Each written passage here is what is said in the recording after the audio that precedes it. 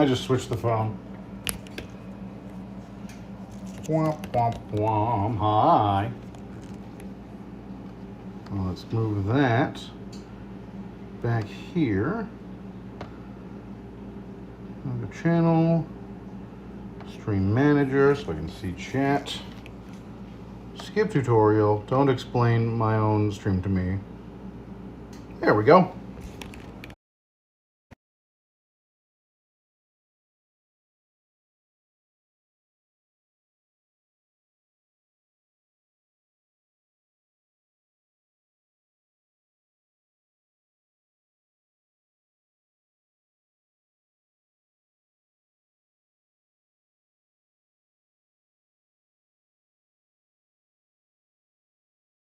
Fucking Siri. I hope that fixed it.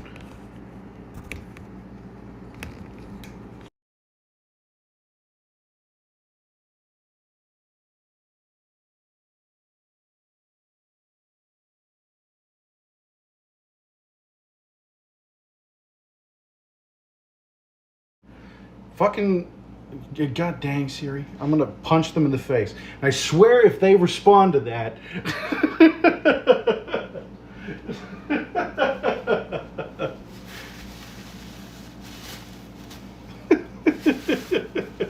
I'm trying to do a cooking stream. She's goofing everything up. Alright. Celery time. Ooh, I broke it. Oh, that one's mine. I think I got peanut butter around here. That'll be a good snack. Take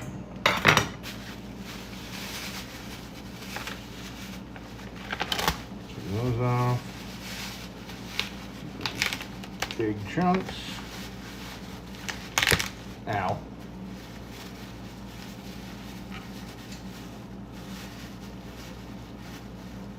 Oh, did he walk away? No, I just paused. I have to wash these guys. Let's say 4 stalks, because these are a little thin.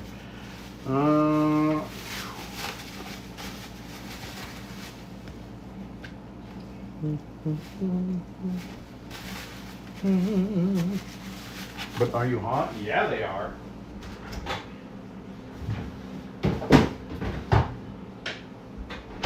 Have you met them? Total cutie. Nice big chunks just like before.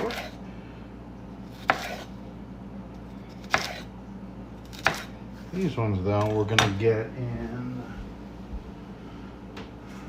this guy.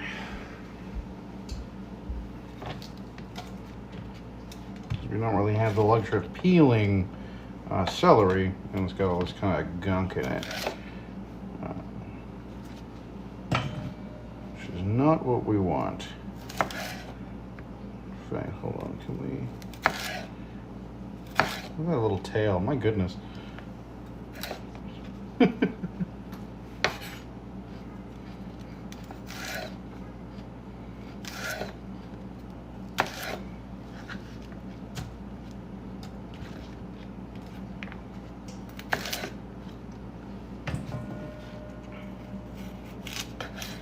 Oh, I fucked that up. Clean that edge up. That's fine. See, this is why we got 4. And the recipe calls for 2 or 3, but I figured we'd need it.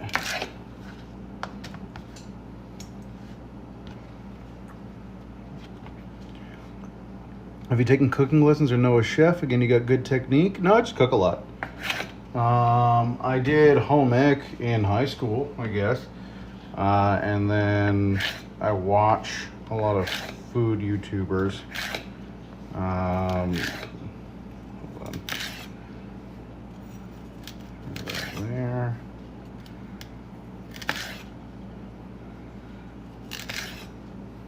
Just a nice thing to be able to do for yourself. You want to make something tasty. The amount of meals I have hecked up in my time is less than all of them and more than I'm happy with. Home ec needs to be brought back, yes, and more people need to take it. I loved it.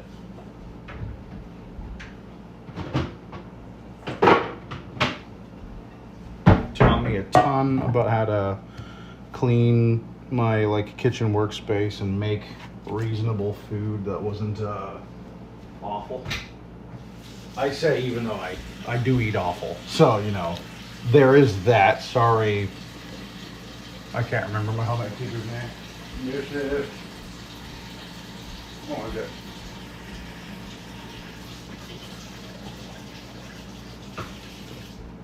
I keep wanting to say Miss Holmes, but Miss Holmes was my grade 2 teacher. And I know that. So I'm like, I have no idea who I'm remembering. I know how to burn water. Taughtless, what is it? Taughtless, they lit their microwave on fire. They broke a kettle. I don't think they burned water. I think they wanted to. Oh, they almost got there. Alright, you can also go on the plate with the carrots. Alright, that is our stew prep for most of the veggies. Do gonna prep these guys.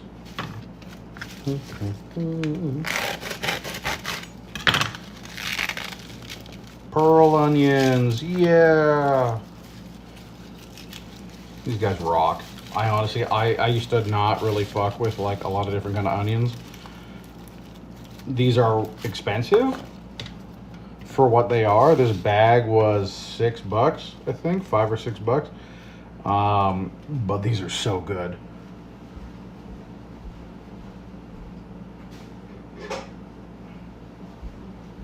Alright, our first fire of the day. Let's get some water in here.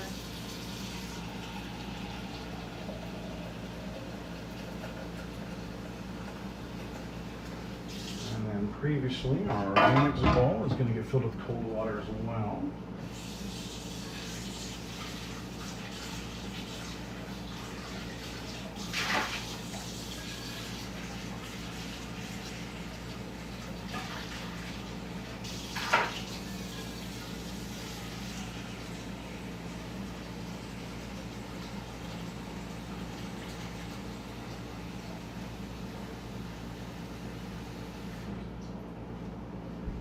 And you here. You can go away for now. We don't need you for a good while. Fire!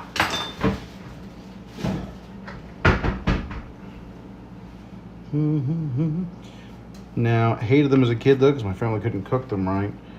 That is unfortunate. Plop you in here for now. Be utilitarian about this.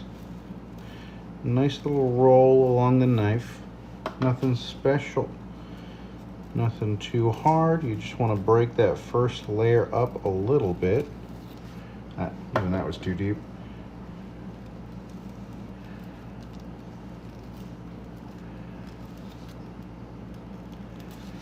There we go. So shallots. Shallots are also very good.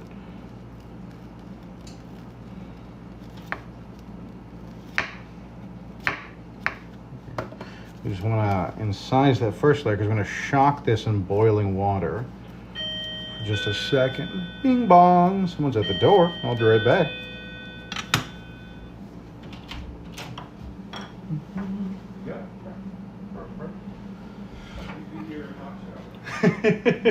Alrighty. Jeff has got it for us.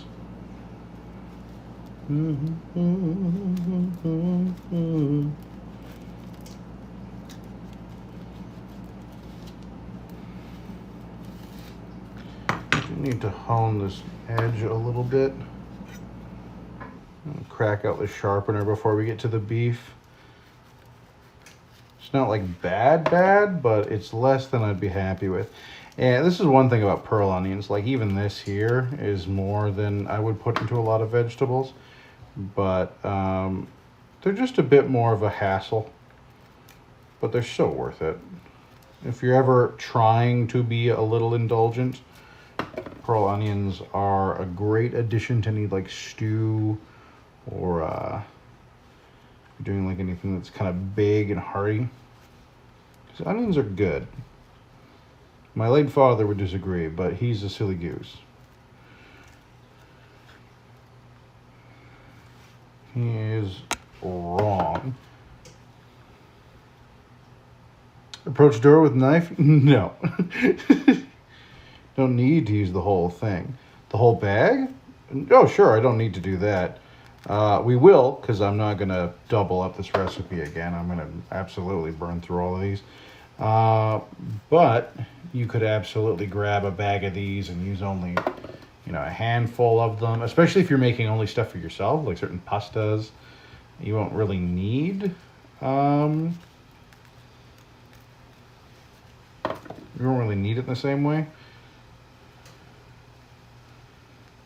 And onions last a pretty good while compared to most other vegetables. They're quite resilient vegetables. Hi, Logan. Are we doing it? Yeah. Oh, okay. I'll stay out of the way. Oh, by all means. No, I'll stand. I just came to get a muffin. Ooh, what kind of muffin? Whichever one I grab. Oh, I see. Chocolate chip apparently. Oh no, chocolate chip. April says hi. There was also hi Logan earlier. Hi Logan. There it is. Hi. We are making a stew, Firearms. Wawa requested we do a stew, and this is it's effectively beef bourguignon. It's not, but it's like it, so we'll call it that. Ooh. And some people will disagree, and they would be right, but fuck them. Fuck them. Have fun. Mwah.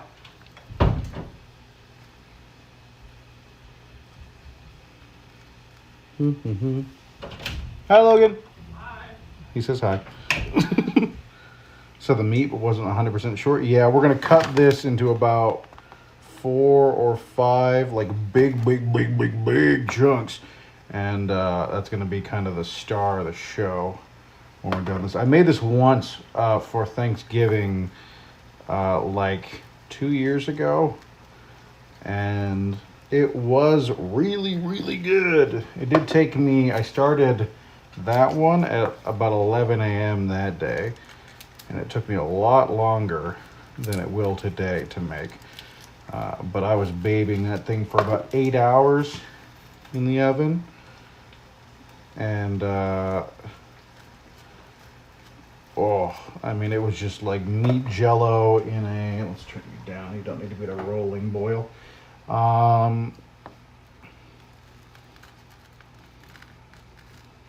We just want to get these to the point that the skin will just pop right off is all we want.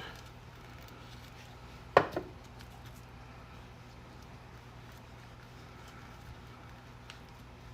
fact, honestly, probably just do single incisions. I'm really overthinking this.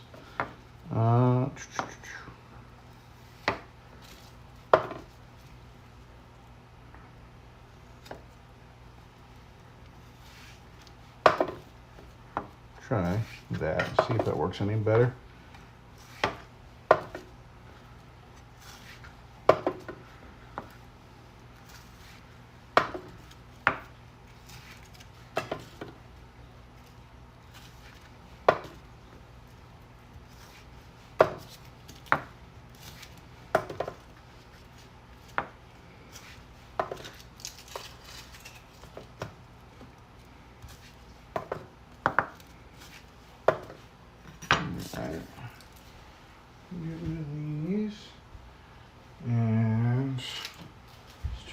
Up again. Now this guy comes in.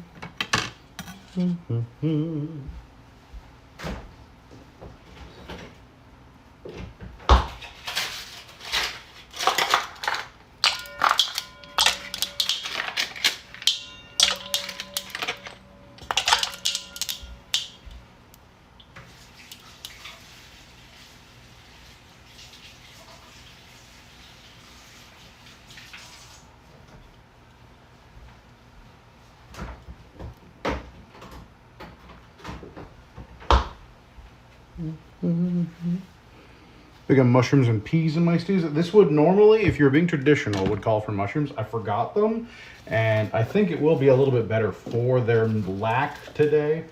We're going real simple. but it would definitely not be very different. It's just good. You can also the chef who I took a lot of this recipe from.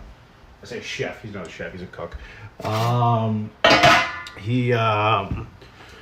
He recommends if you want like the mushroom flavor, but you hate the texture of mushrooms, you can use dried mushrooms, and you can heat up like I've got just a basic beef broth. I was gonna say stock. That would be wrong. You can heat up your stock or just water, and you can soak them in that, and you can infuse it almost like a mushroom tea, effectively, and you can pour that in as like a mushroom soup or a mushroom broth, and it's super meaty and umami-y and like really nice. It's like barley. I can't say I've had barley in a lot of stew. All right. Quick little boil, give that about 10 or so more seconds.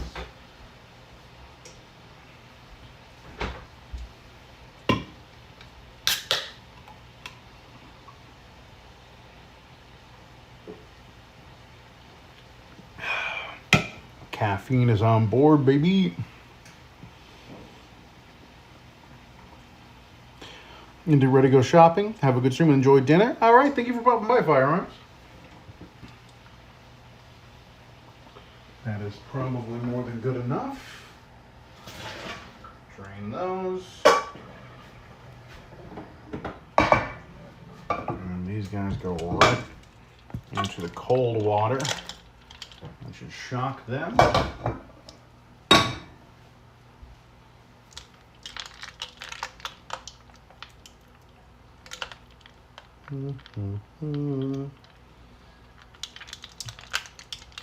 Make sure they're all moving so they cool down right away. Where did? Oh, I'm an idiot.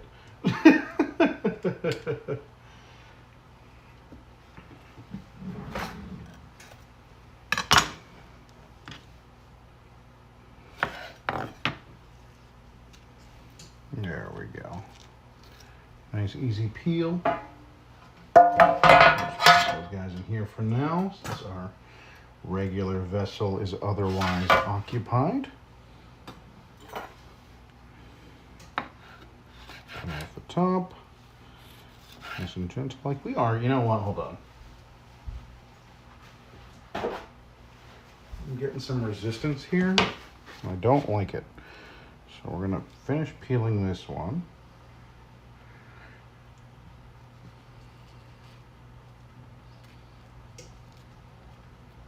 There we go. And then we are going to grab this guy. This is a Logan's. That works a trick. There.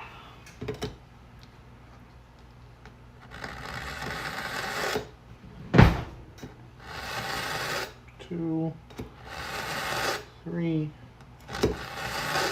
4, 5, 6, 7. I guess I should move this over here so you see what I'm doing. 8, 9,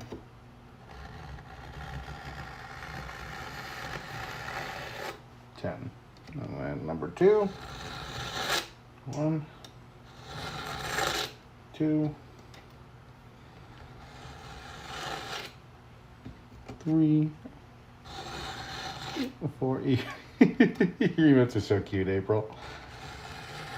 So 5, 6, 7,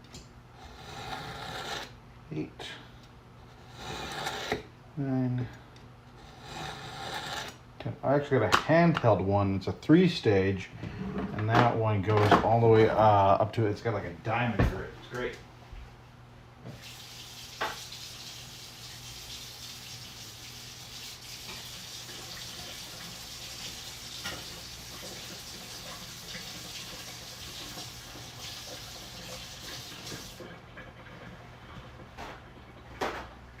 I mean, it bears repeating, bears saying, I guess. If you sharpen your knives during use, make sure you go give them at least a quick wipe down.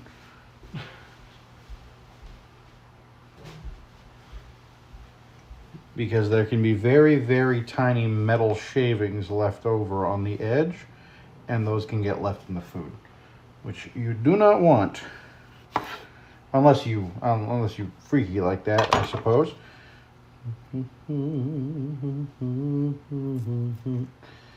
Honestly, this is probably, I think the trick worked better for me last time because I was literally just firing them out of their skins. But if I'm being honest, I think this being slightly more inconvenient is making them come out a little bit better. I also shocked them for longer last time, or rather I boiled them for longer last time, and I think I overcooked them a bit. This one, it was literally like, what, 30 seconds, a minute, not even.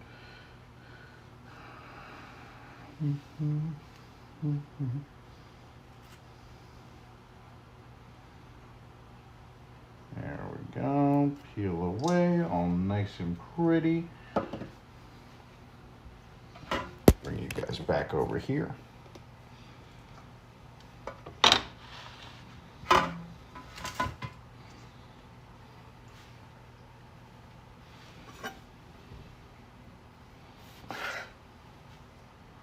Man, it's so much better.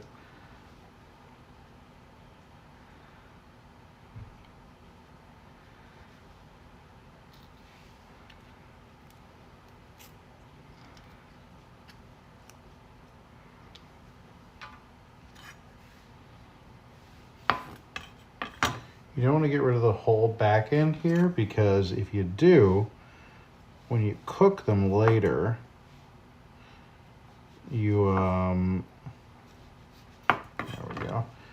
It starts coming apart. In fact, that one probably will do exactly what I just said I shouldn't do. You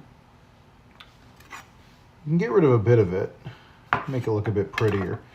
But if you get rid of the whole thing, then like a Brussels sprout, it'll just turn into like a goo, like it'll just fold out. Because these are like a flower almost, like you see how they kind of just peel off like petals. The whole thing will do that, and you kind of lose the point of a pearl onion.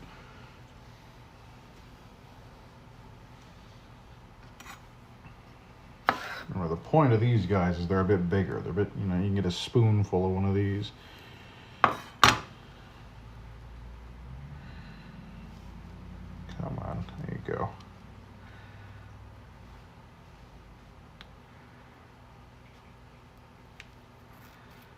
This one's a fighter.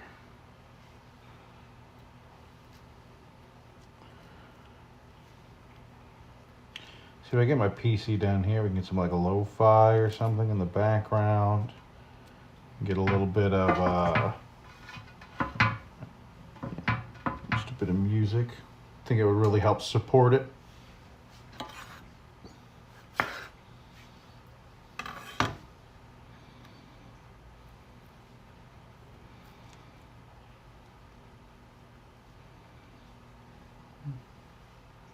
Notice that the second layer is also loose on this one.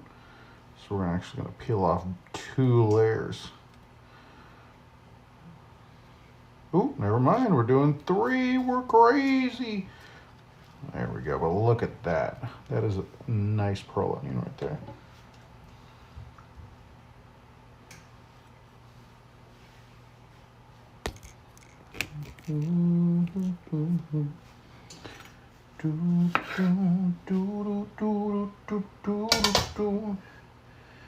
Meow, meow, meow, meow. I don't know why I have the Bee Gees stuck in my head, but I do. I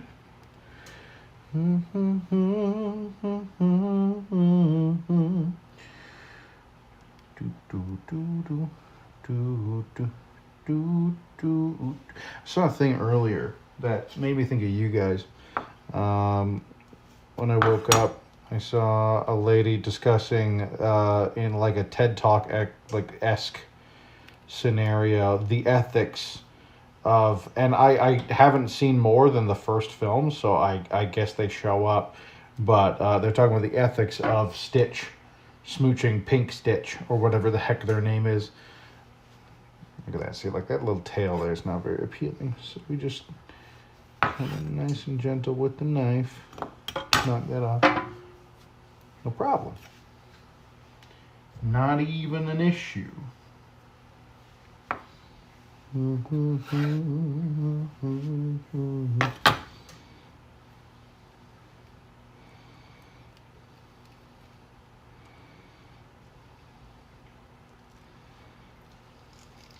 Ooh. Uh-oh. All right, well, you're a very tiny one. Oops. Get back here, you. Really goobered that. And that was the one I cut too deep in earlier. I remember him.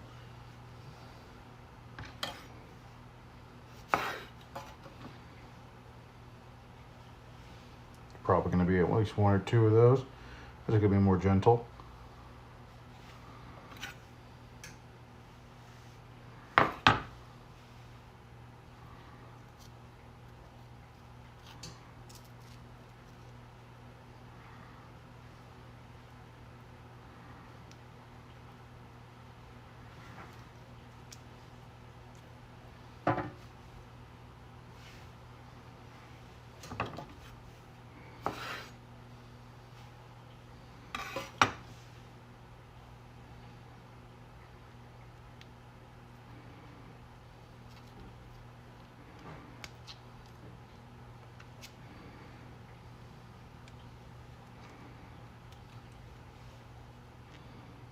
Get you an oblong looking fella.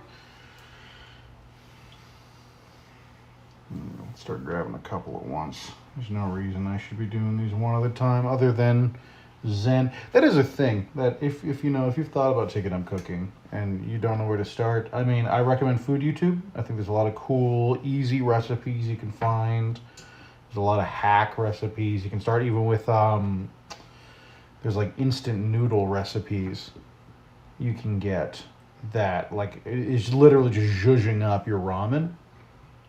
There's one, some of you wouldn't be able to, I'm sure, but there's like a peanut noodle ramen hack, and I've tried it, and it is good. Like, it is a cool way to change things up, and variety does help a lot when it comes to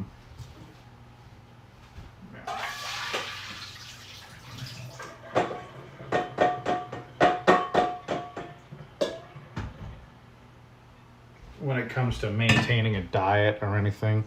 Like, having variety in your life means that you're less likely to stray and get McDonald's or something, because McDonald's is really good because it's interesting. It's a big shock of flavor. You get a lot at once. Is it actually that good? Not really. But we want it because it's fun. It's different. It's a lot at once. And so having a couple little quick tricks up your sleeve to give yourself something really tasty without going over, if you're on a diet, without going over your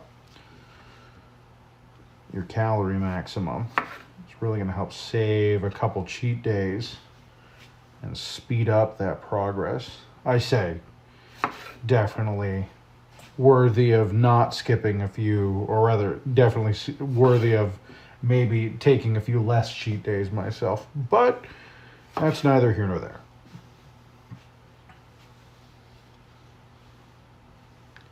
Applies to more than just food. Yeah, there's a lot of things. You gotta try stuff. Embrace whimsy. And that's something that I gotta hold myself to more as well. Like, that's not even just a people thing. That's a great way to broaden your horizons. You never know who you're gonna meet, what you're gonna do, if you just want to try stuff. If you guys don't know how, I was talking about cooking technique, for knives, if you just pinch them like that, these two fingers basically do all the work, and then the rest just hold it, and then you just guide it around, and it lets you really, really do some fine edge work without getting too scary. Some people like to hold a knife like that, and they're what we call wrong. It's a industry term. And that's how you get yourself hurt. But if you're just nice and gentle, you can also have a finger resting on the spine of the blade. That is totally acceptable. It's very scalpel-y. I wouldn't do this all the time. That's exhausting. This is a lot more comfortable. But sometimes if you're doing like extremely fine blade work, or you want to get a little bit more pressure on the edge, then a finger supporting the spine helps just pass it through whatever it is you're trying to cut. All right, and then one more. I think after this guy, we've got them all cut. And then we just do some peeling. There we go. Knives are different. There's an objectively wrong way. Yep, there's a lot of... Oh yeah, this is one of the ones I fucked up. Where is... Just pass these guys over here. That's just a lot of water on my cutting board. I'll give it a proper wipe down once they're off, but wanted to get some of it off right away. Yeah, this is another one I fucked up. Although this is thick boy, so that's fine. He came out about the size I needed them to be anyways. And then you kind of got too much butt there, my friend. We're going to give you a little booty reduction. There we go.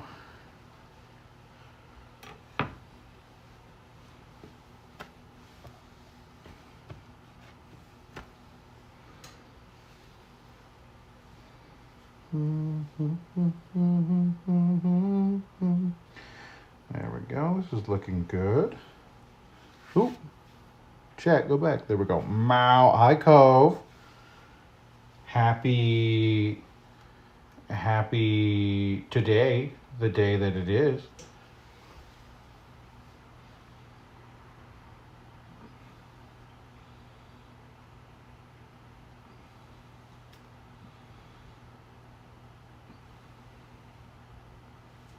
There we go. So we'll change the light so I can get under that skin there. You see I cut a little too deep here. You barely need to cut into these guys at all. As soon as you do, you'll kind of start chunking them up. That's fine. It'll all look fine in the end stew, because this is all going into a wine and meat sauce. So don't beat yourself up if you fuck it up a little bit, because I promise you, nobody gives a shit. That's number one about cooking. If it tastes good, but it could look prettier, then whatever. Like, then literally no one cares. If it kind of looks like ass and still tastes good, some people will care. But if it tastes good, then you shouldn't care. Number one goal here is flavor. Everything else is secondary. And one of those Instagram clicks. There's a lot of really good looking food that, in my humble Cantboy opinion, tastes like red hot booty cheeks. Can I bonk you, or will I get lost in the ether? It will, I believe, go through. Wait, no, because I'm streaming from my phone. It'll get lost. It'll totally get lost. I'll see that you redeemed it, and I can pretend like it went through. Bonk. Oh, ow. Oh, no. Oh, you got my head. Oh, yeah, that's a bonk sound. There we go.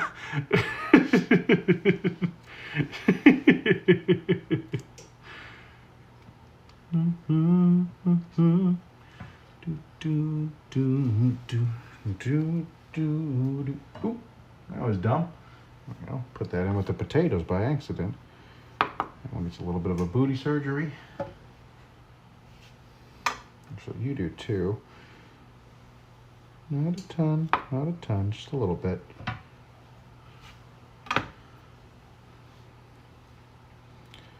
Need to find a ride to the mechanic to get my truck before they close so I can work tonight. Oh goodness. Well, I hope you find that quickly.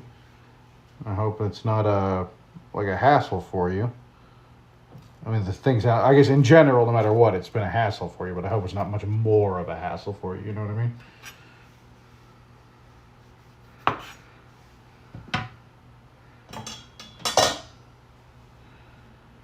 shallots, pearl onions. So close, but no cigar.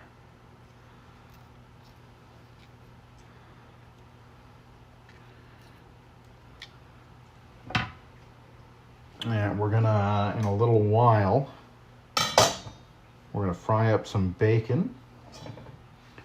Nice and crispy. And then we're gonna fry these guys in some bacon fat. And then they're gonna be reserved and they're gonna go into the stew a little later. And we're gonna get these like mildly caramelized onion bites. Do you have a tripod? I'm using a gooseneck stand. I just clamped it to the side of the counter. There's a little lip that it fit on, albeit barely. It's just hanging on, doing its thing. We'll get more sophisticated the more time we put into these cooking streams. So the good thing about this is that this meal is entirely something I can write off, because I would not be cooking this, I promise you. I would not be cooking this one specifically unless I had an occasion to normally. But now I get to show you guys how to do it. Dun, dun, dun, dun.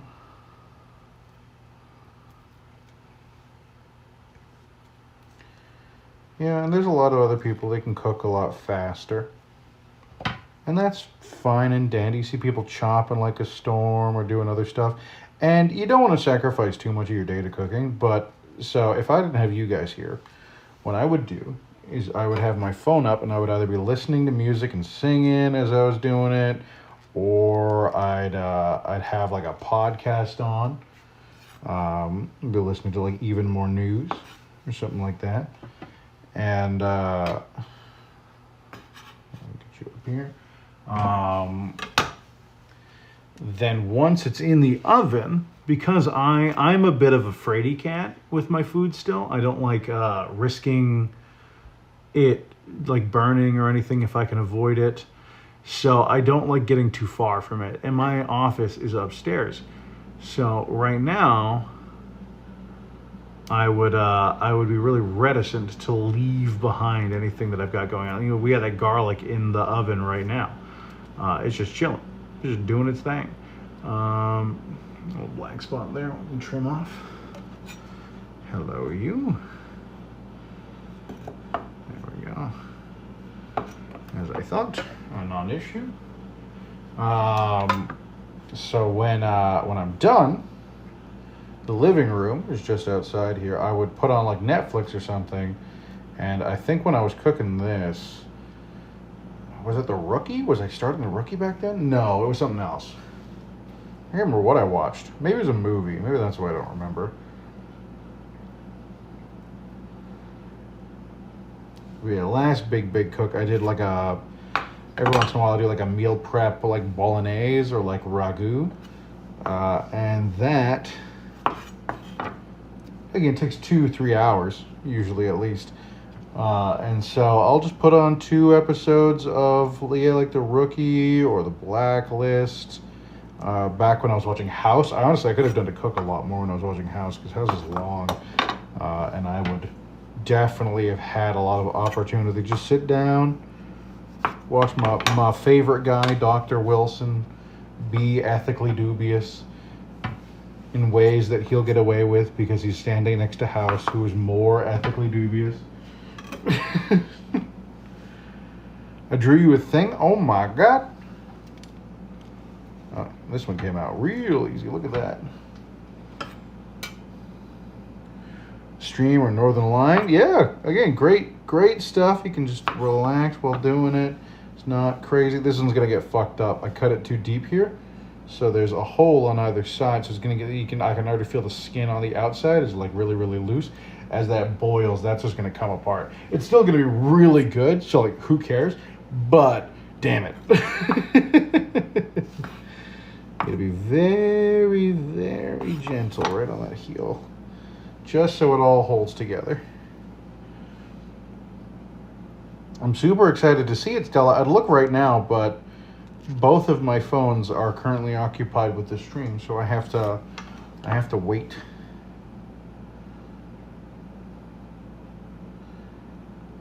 Meow, meow, meow, meow. Once we get the stew in the oven and we move up to the room, because I'm a little bit more brave nowadays, we will give her a look.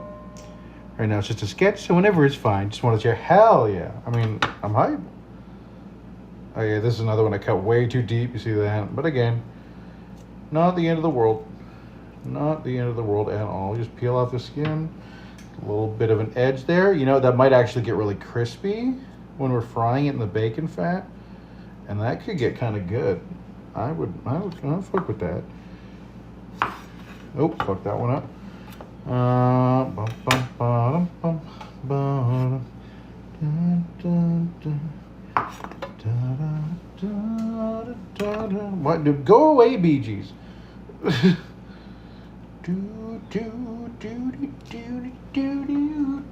think it was for Lockdown. I think I had them. I don't know why I had them in my head during Lockdown, but I started there because I remember singing "How Deep Is Your Love" while I was killing people in Lockdown Protocol.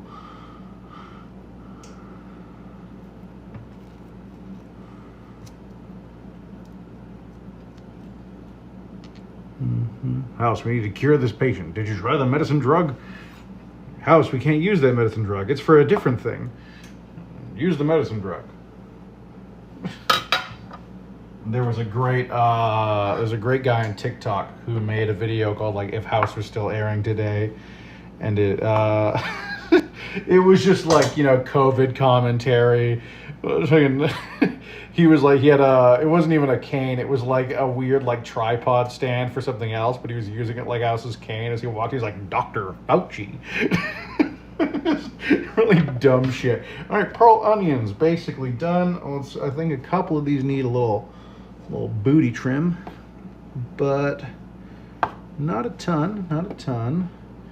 We don't want to go crazy. We just want to make them look nice, so that no one's like, why does this onion have butt tentacles? You know? No one wants butt tentacles out of a very specific scenario. Do do do do. Do do do do do.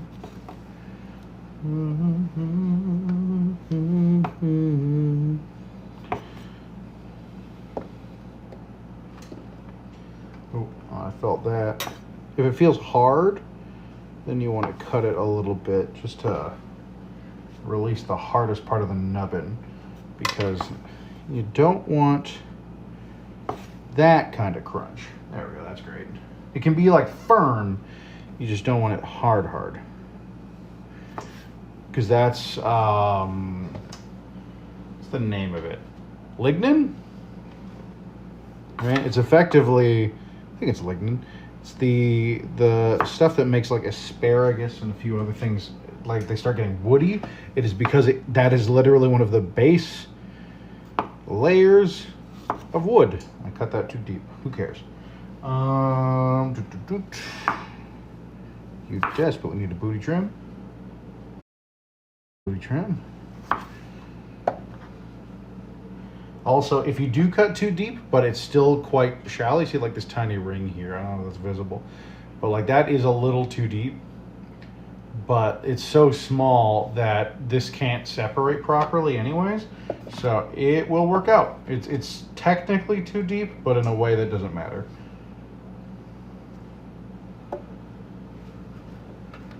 There you go. And we're gonna call those good. Deep is your love, is your love, how deep is your love? Are there more tentacles? What's going on? I was talking about booty tentacles on your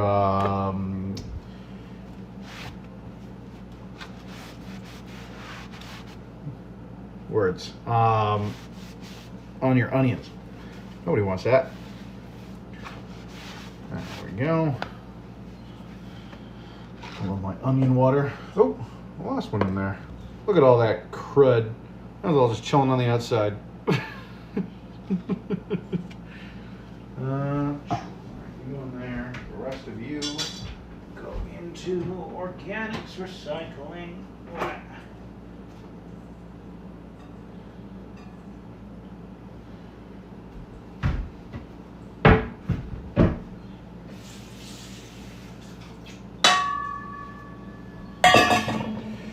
All right, things to do next. Have some of this drink.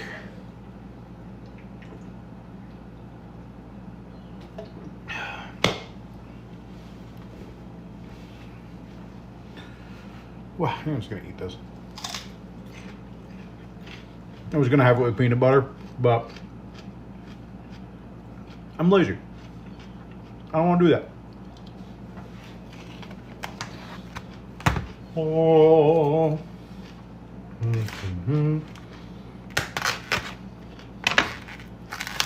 Let this baby start airing out.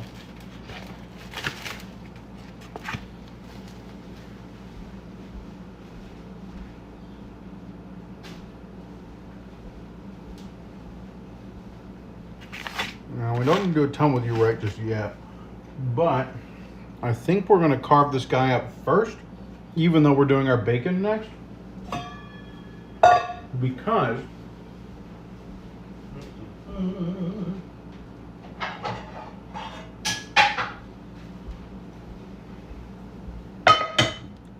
this intermuscular fat here, we're going to be trimming some of that out.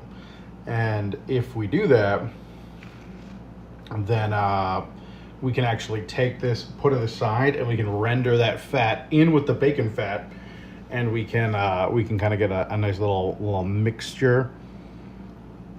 I can add a bit more flavor into these onions before they end up in our mouth, you know?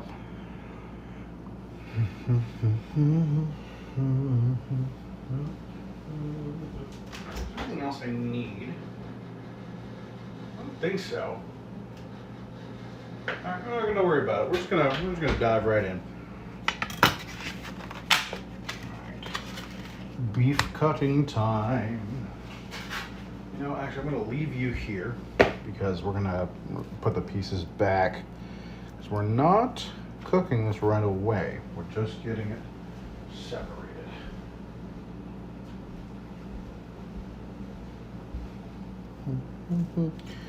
So you see where it wants to separate. Find those bits. You can see how it all wants to come apart here. So now with a knife, all we gotta do is help it do that. Come in here and just a cut. Nice little cut. See, it basically wants to tear away.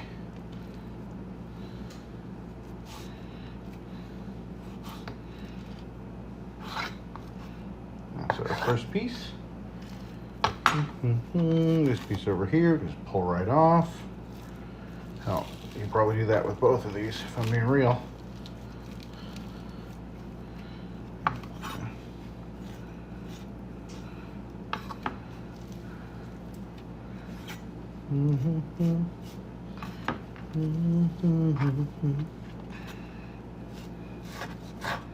There we go. Nice long piece there.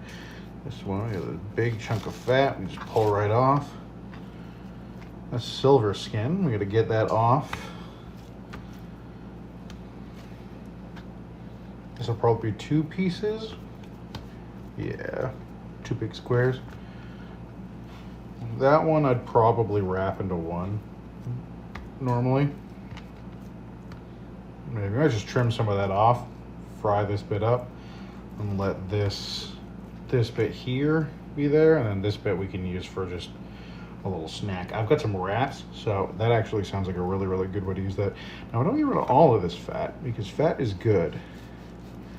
But we do want to get some of it off, because what we don't want, and this is a mixed bag, so now I'm going to be real. I'm going to be super, super real with you guys. In the actual dish, especially if you're doing the traditional beef bourguignon, you don't want too much fat, and there's a whole like layer and like steps to skimming fat off at different times, and it's all good, and it makes for a very, very gorgeous dish when you're done. If you don't care about kind of like a little bit of an oil slick on your food, and you're down for some greasy grub, some, you know, Guy Fieri style diners, drive-ins, and dives stuff, then don't worry about it all that much. You can do better, and you can know that you can do better, but if you don't give a fuck, it's an important consideration to make, you know? Like, ask yourself if you give a fuck. Because if the answer is no, that's like hella fair. There we go. Starting to get some progress here.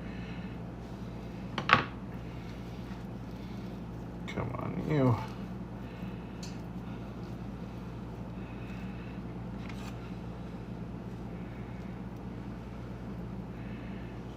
This is a very thin layer of silver skin here. Normally I've got a bit more room to get a grip on. Most of this is membranous as well. So most of this isn't like proper silver skin. We just want to make sure we get as much of it gone as we can without cutting off a ton of the meat here. Because silver skin doesn't really render like fat does. Silver skin is that kind of chewy, membranous fiber in your meat. And if you can get, you know, I need a tinier knife. That's what I need. You might do. Give you a try. Normally you want something a little small, so you can poke right under it. Come on. Right under, out, and then pull up and away, and you just kind of saw just behind it. As you're pulling, it'll expose the smallest amount of meat you can lose. This is not a great example, I'm going to be real. There's a lot better on YouTube and other spots. You can also pull into it and then push with the knife up. And with this hand, I'm going to do it left-handed. And you just keep sawing ever so slightly, ever so gently, and it'll just hang right onto it because it's tough. It's tough. It'll resist. And there we go. All that blubbery business that you don't want in anything, that's going to go in there. And the other one go. Here it is. Yeah, silver skin sucks. And tiny pieces here and there are fine. It's these long, chunky bits. That's the stuff you don't want. That's all good. We need some of this off here. Most of this is membranous fiber. You can tell it's silver skin too, if you see it, when it looks kind of silver. This is mostly fine. Get a couple bits off there, I guess, but I'm not going to sweat it. A big part of this is we're not going to sweat a lot today. This guy, yeah, we're going to do this guy in half. Now, you could go even bigger with these, and these are pretty big. Like, these are pretty big chunks. That one's probably the biggest right there. That's a star of the show. These are going to get smaller. As they cook, obviously, this is going to reduce by about maybe even a third. So you can do big chunks. If you get one of those big roasts, don't be afraid to do that because this cook is long, and so you'll get it all. It's just how much you're willing to wait, how much you want to do other stuff. There we go. That's fat, and that came out nice and easy. Just want to get some of that off over here so we have a nice clean line. All right, so we got 4 good portions right there for the actual stew. Those are going to be servings. And then the rest of this is just stuff. You could use this for like gravy, This is like, I'm probably just gonna put this into a wrap. Yeah, same with this. That'll be really tasty. And then this we're gonna render in with the bacon. I'll just throw that in that pan there. In fact, we're gonna prep this for the wrap now, since our hands are already a little dirty. Why waste our time? There we go. So you see the fibers in this, actually they're running vertical, so we want to cut this way. Interesting.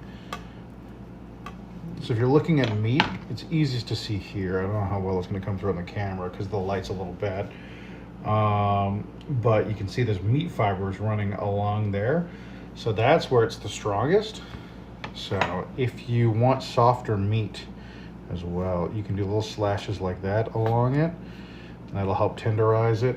And then for the rest of it, I'm actually going to cut against the grain in general. It's what you want to do for a lot of tougher meat like this. And that'll create shorter meat fibers, which makes chewy, or makes it less chewy and more nice in your mouth. Yeah, you know what, screw it. We're gonna do little like bits of steak in there. That's the way this wrap is going down.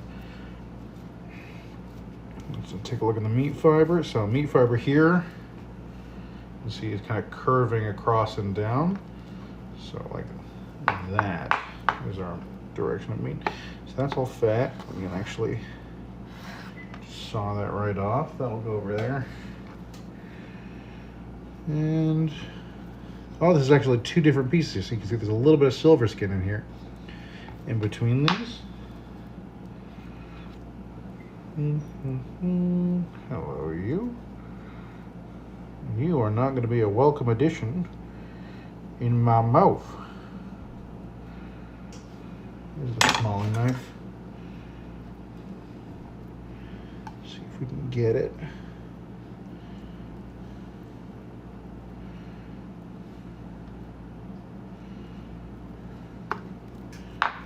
Hold on. Hard pull. I think we're just going to cut along in here. Separate the small bit. Yeah, because it runs the whole way through the meat right there. So that's like where two different muscle fibers connected before. Just go under. And all the way through.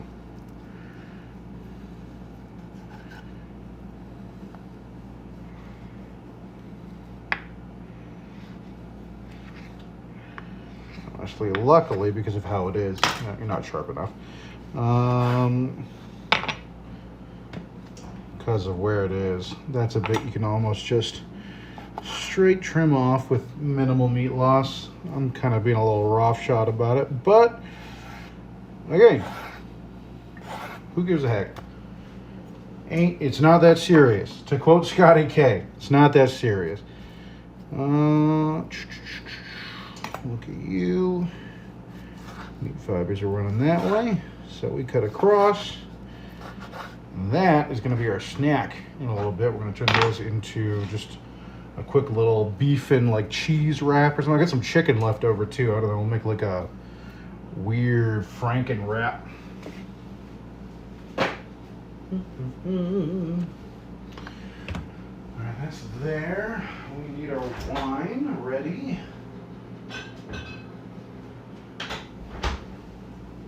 We need... Why are my friends so mean to me? What are they bullying you for? Also, Corners, thank you for gifting us something. Mwah. And Fox, thank you for the 49 whole years. Oh my God.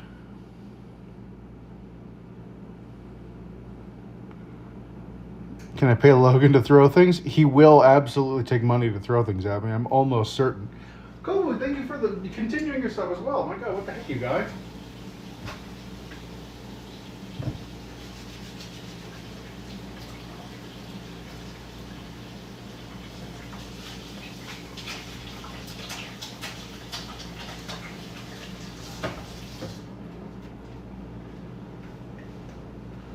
All right, so these guys we're gonna go ahead and I don't know. I washed my hands. I'm about to grab the beef again.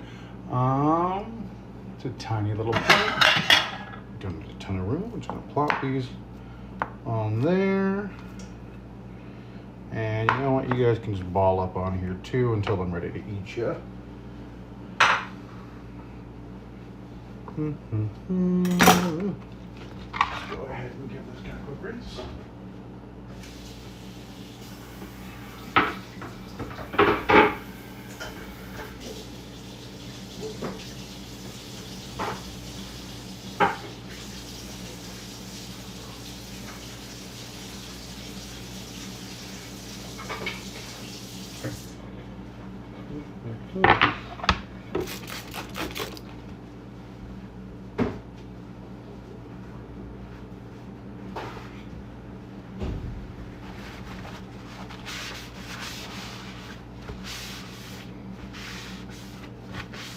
Nice and clean. Ready to be messed up almost immediately again.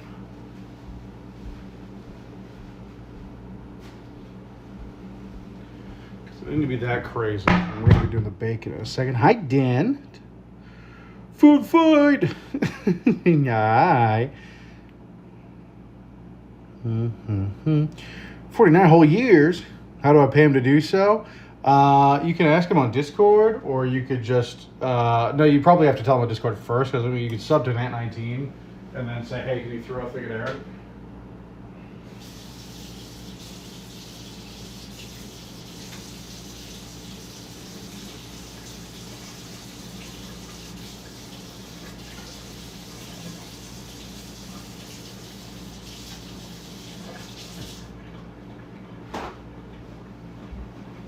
I'm gonna be real. If you get the right person to ask, they'll just do it. I don't even think you need to pay them. I mean, if you tell him that money's on the table, he'll probably be like, no, you have to pay me. But if you're just like, hey, you know what'd be funny? All right, knife is back.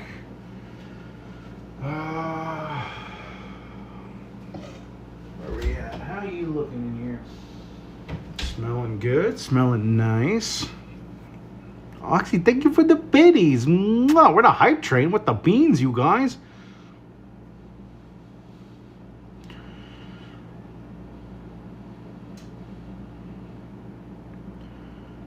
Oh, you never found out why are your friends being mean to you, April? What the heck? Explain.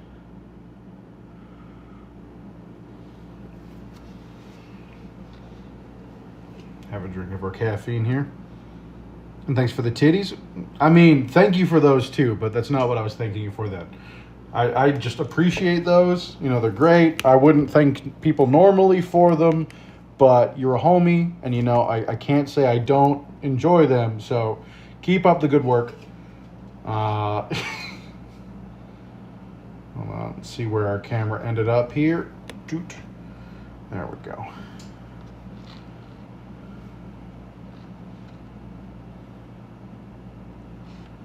Right about there.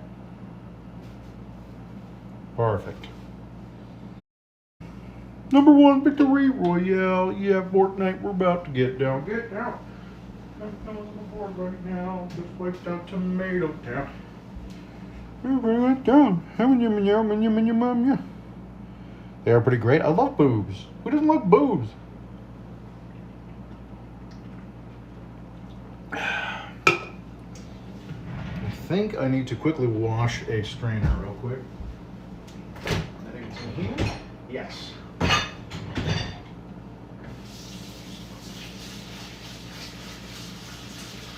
We're gonna need you.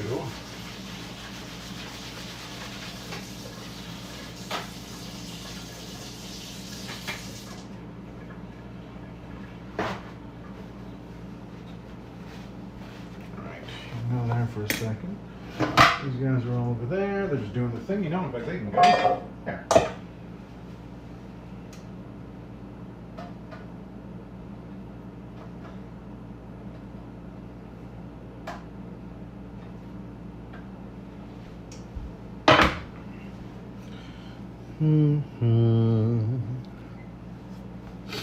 Now. Can't flip. Oh, I missed.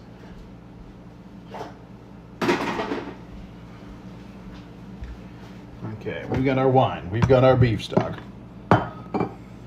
We've got some fat. I'm gonna get my hands dirty again. I don't know why I washed this. We're about to cut bacon on it. And I'm like, oh no, I can't have my bacon and my beef touch. Those things that we'll be touching for the next frickin' forever.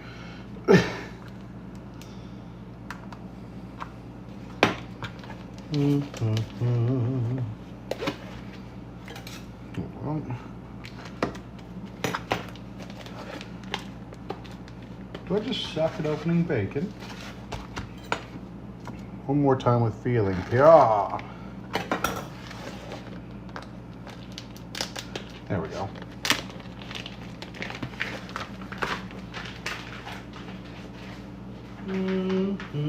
Let's say, and I normally want thicker cut, so let's go 5. That's 5. 1, 2, 3, 4, 5, 6. Never mind. Let's go 7. 6, 7. Can I get some 6, 7s and shit?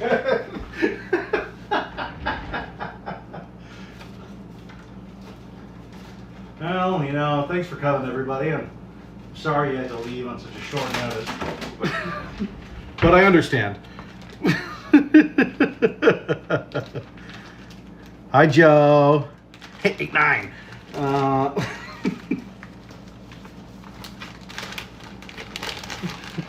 People leave. You cannot reward this cat boy. You cannot let. You can't keep getting away with it.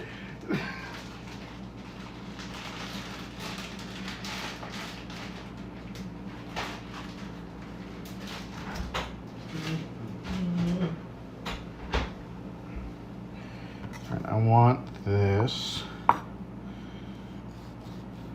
cut over. You know what? Actually, we separated you pretty cleanly. So you are gonna go join the rat meats. But these guys here, look at all this. It's good stuff. Separate that. We want to start making some more surface area so that that can render out easier.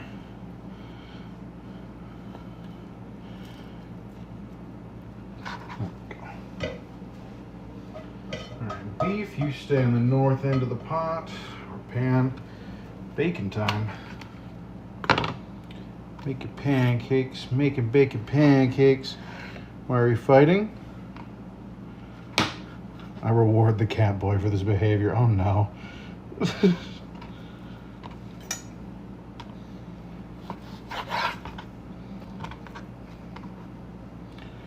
now we're just doing little lardons. Be quite small. Remember, these are going to shrink by a lot, so you can cut them a little thick here, and then as they cook down, they will that's probably fair. Actually, it's about that width.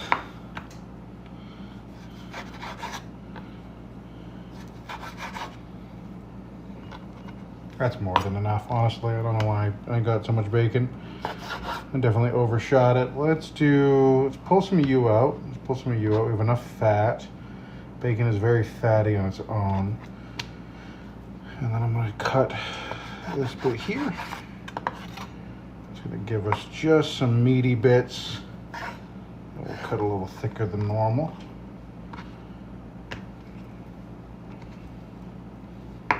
Same here. Cut out some of this extra fat.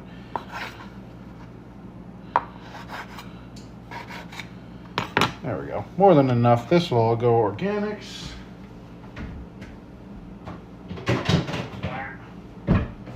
This little hand wash.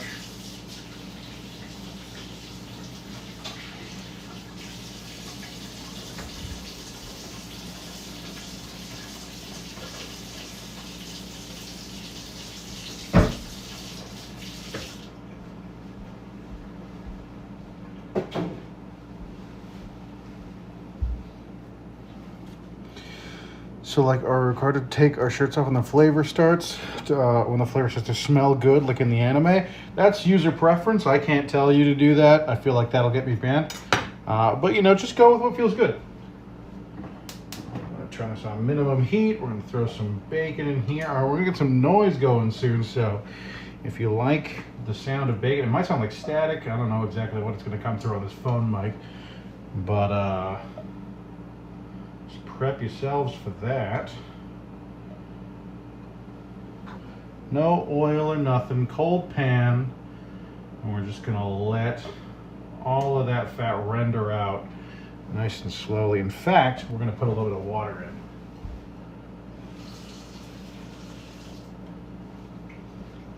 It's a cool bacon trick you can do. This is less of a niche piece of knowledge anymore, but some people still don't know. Water can only get up to 100 degrees Celsius before it starts boiling, and it starts boiling off. There's water inside your bacon, and it can't really render its fat out if it's browning, because the oil starts frying it, starts sealing stuff in, gets a little sputtery and spitty. But if you put water in the pan with your bacon, or any other fat for that matter, it renders at a lower temperature than water boils at. And so what happens is that it'll help render out more of that fat for a longer period before you get to the browning stage. Really, really, really good. All right, heat on proper.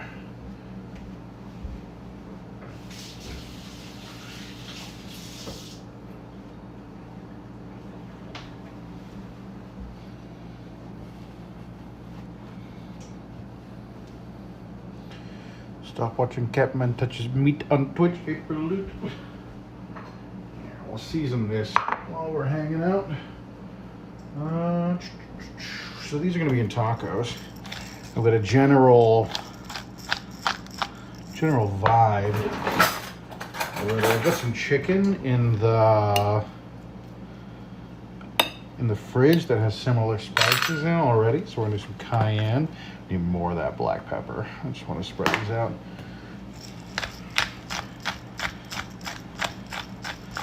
A lot of black pepper. Pepper. The stick.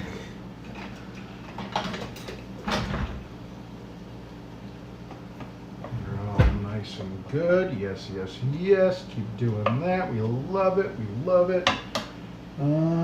Kosher salt.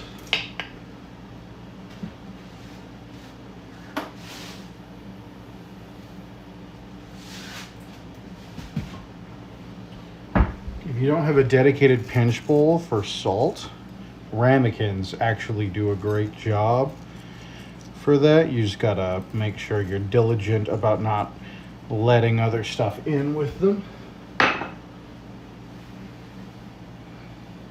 Oh my, yeah. Watch them do it on Discord instead. Oh, golly.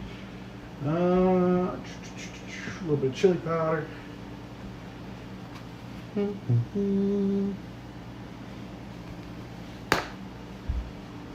garlic powder.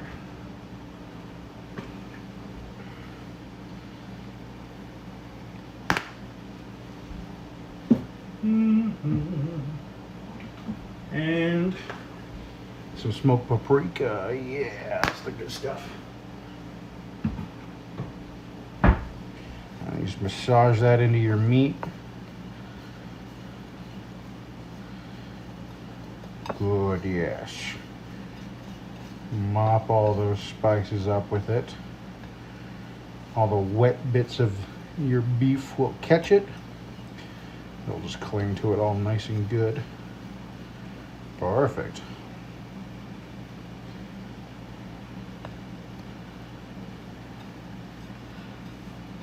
I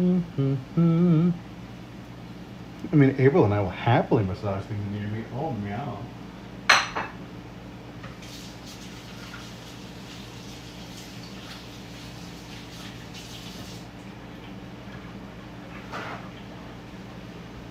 If I take some of this, because we put in too much bacon, if I take some of this extra bacon and I take this beef, we cook off the beef in the bacon fat with the chicken that I need to reheat in the bacon fat, and then I have a bacon chicken beef wrap. I mean, that sounds awful, but in like a really good way.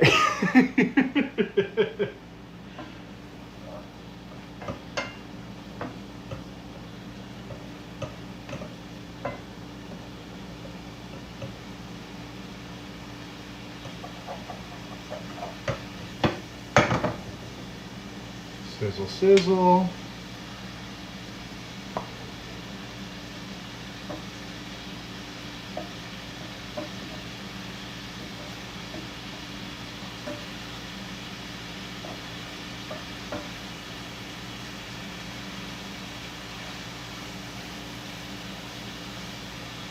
Still not quite there. I'm going to add a little bit more water.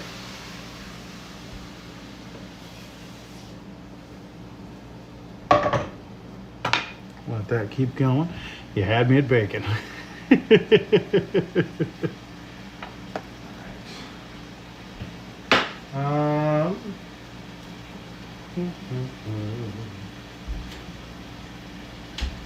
got to be closing in on done. Tell you what, let's start seasoning these guys. Turn that on medium. We don't need to go crazy with the heat here. Just let all that fat come out nice and slow. Now we'll plop them back on the cutting board. Fuck it, who cares? And it's just salt and pepper. Just salt and pepper. Use more than you think you should.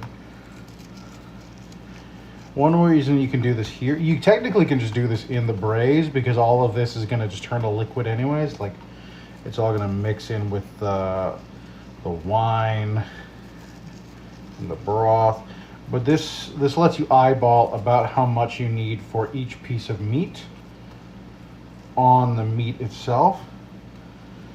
And then you can adjust for all the vegetables later. Like this needs a bit more there. Pat that into the fat. If you pat it in, it kind of pushes it in and gets stuck. And slowly starts disintegrating. Pulling out moisture from the beef itself before it'll slowly reabsorb.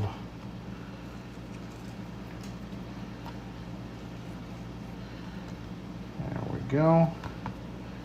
Nice and good. Make sure you get every single side.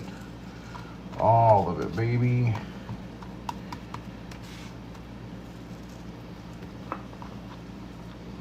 Might be just a tad too much, but again, this is super forgiving in a recipe. You don't need to be exact. If you go a little too hard in one spot, pull back later.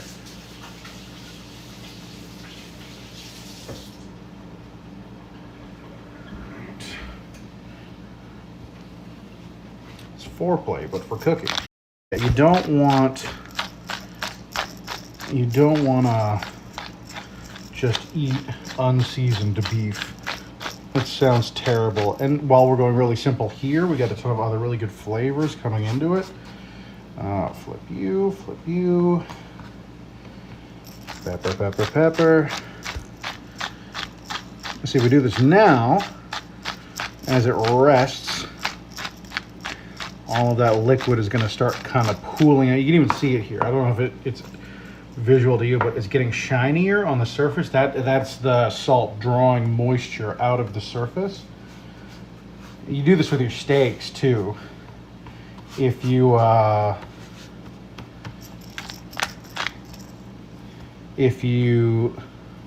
salt them well in advance, they'll actually be more seasoned on the inside because that salt is going to pull out moisture, and then reverse like osmosis is going to pull it back in after a little bit, and that salt's going to penetrate into the meat. Really nice. All right, and that is about good. Double check. Did I miss any spots? I missed that spot. I missed you. You can tell, just look, if there's not enough pepper, put more pepper there. It's not that serious. Push it all in. Like that fat cap there and there. They don't really have a ton.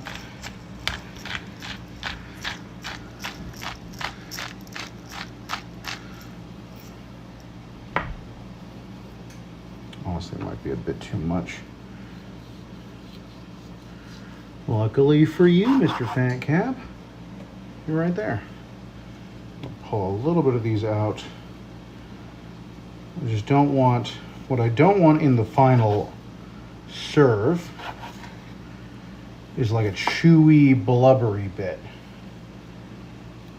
You don't want that, not in this. Other things, I actually kind of like it. I'm gonna be real.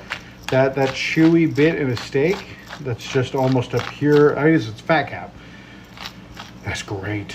It's so good. Is it bad for me? Yes. Do I care? Absolutely not. All right, and these guys are gonna sit in this roasting tray because they're gonna be the first thing in the oven. We're gonna brown these guys under the broiler.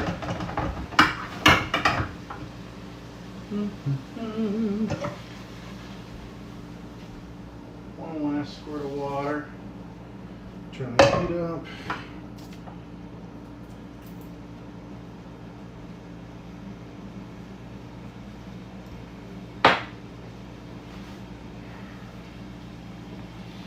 Can't believe you're showing us how to salt your meat. Also, hi.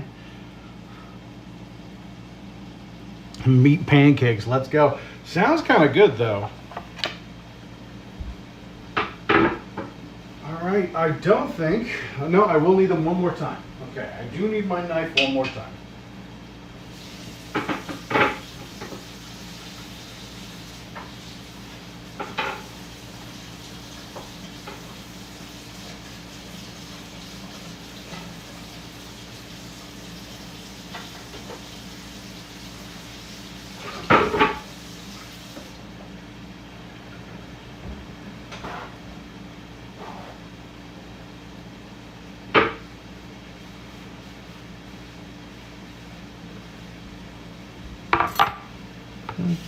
So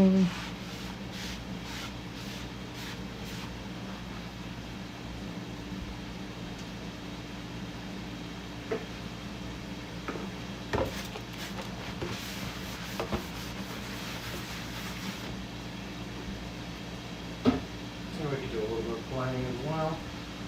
You over here. Let's check up on our garlic. It's been in there for a while.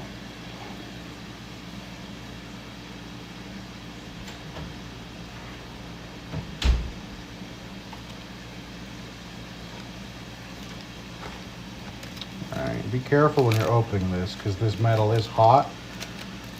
If you don't have like thick hands, you're not quite done, but look at that.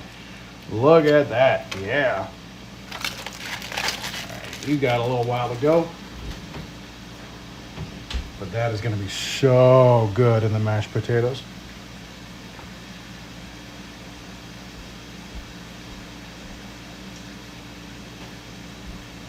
All right, now before I start playing around, because we're basically done all the work, let's cut the potatoes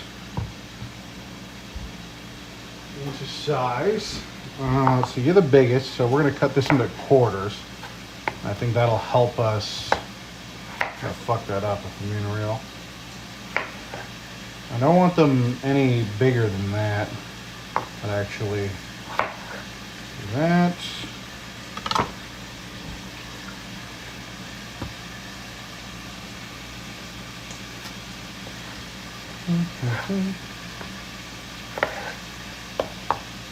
Quarters is good here.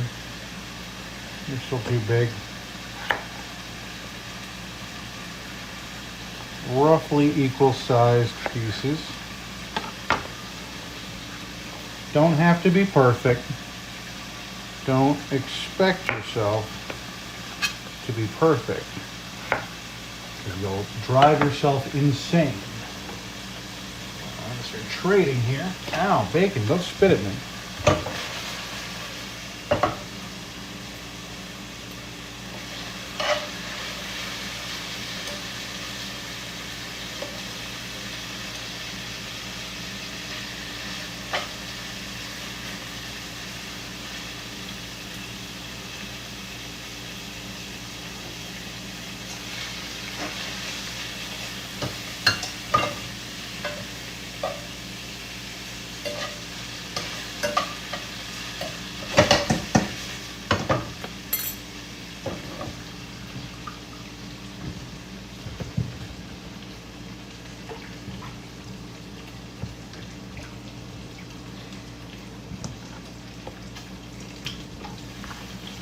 is going to help get rid of some of the starch in the potatoes if we let them soak like this for a while.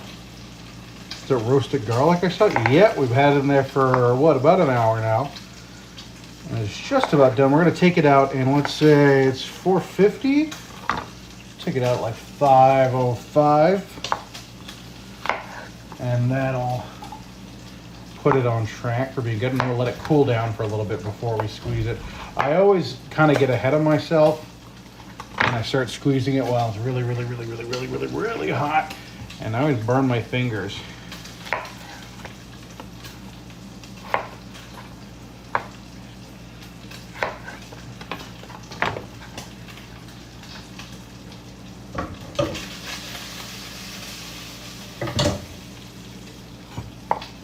That's the beginnings of the good smells.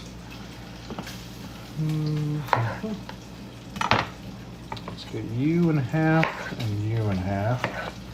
And that's the potatoes cut. We are free to be stupid now. All of our general cutting needs are done. Let's grab this cloth quickly, or rather, paper towel. Get rid of all that water.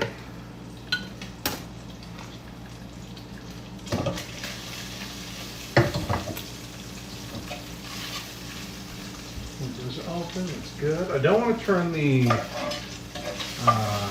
overhead fan on if I can avoid it today, just because it's not good for stream audio.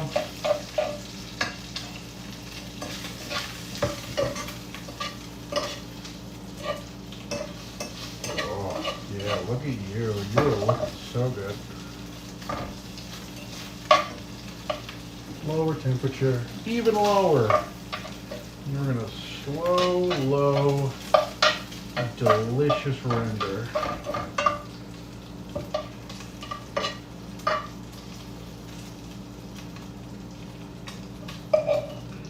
No rush, because the bacon as well is effectively a garnish. We want to leave it out until the very end because we want it to be crispy to add like a texture difference in what you're having. There are reduced check-ins because cooking, yeah, I'm doing my best to keep up. But while I'm cooking, I will get a little distracted. You're good. We don't really need you anymore, so let's get you.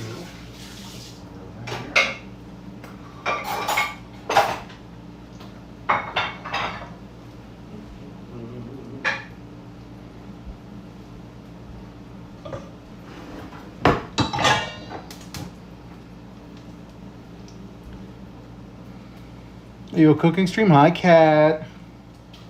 How you doing, gorgeous?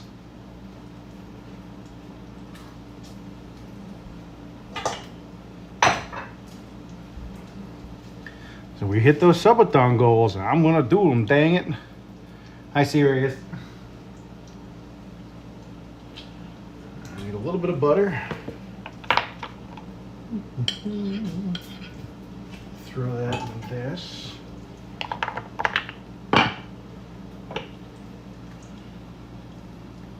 You're gonna share, right? Of course you guys can have some.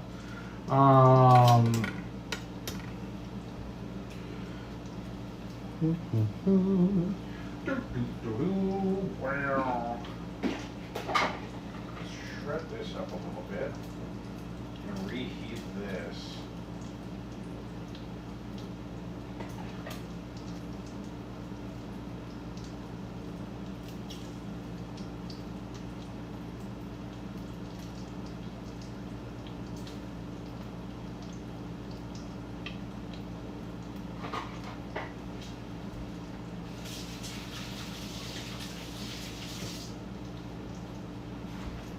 Where did my... Here it is.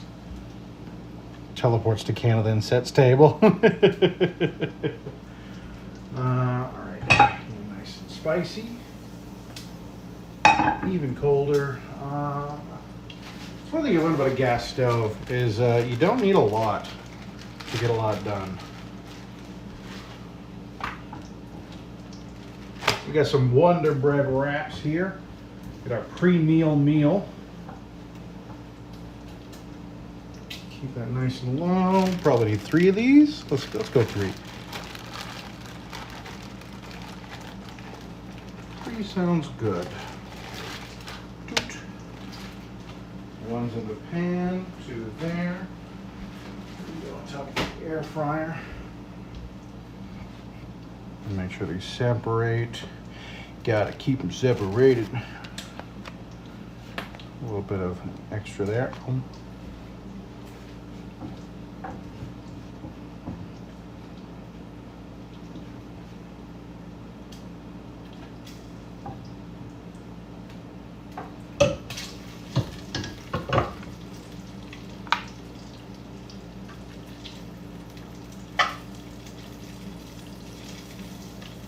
Bacon, get off my beef.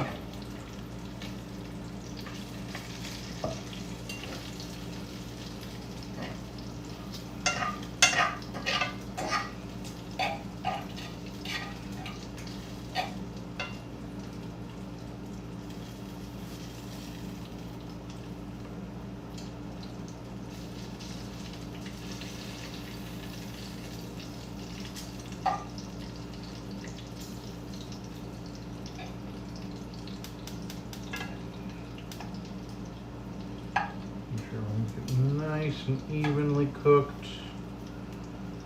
There we go. Excuse any mess you might see, but this is what we're working with here. Let's get this flipped. Nice. Let's get this open. We'll need this later.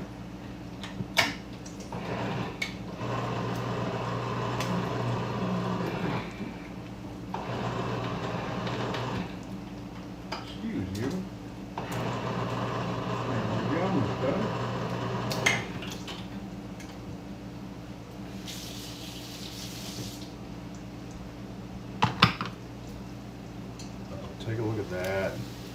Look at that gold down there. I don't know how much you can see. Oh, that's gonna be so good. I'm gonna take some of that. It's about done for tortilla 1. Yep. Tortilla 2. In you go. Let's go just chill.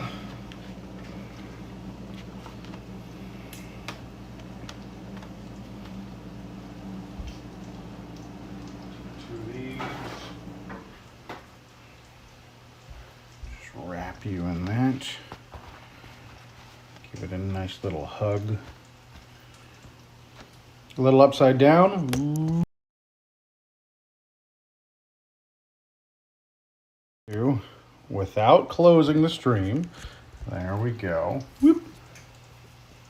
Dun, dun, dun.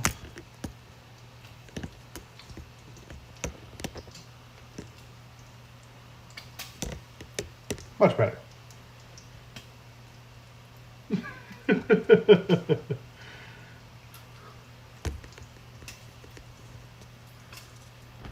There it is. Like I need that click, otherwise I don't trust it.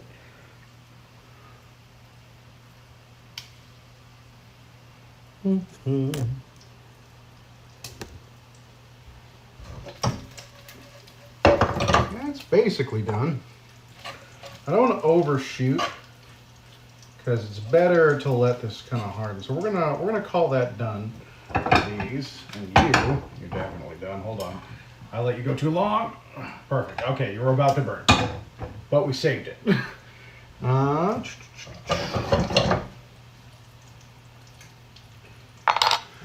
get a tiny bowl. So you. I'm just gonna.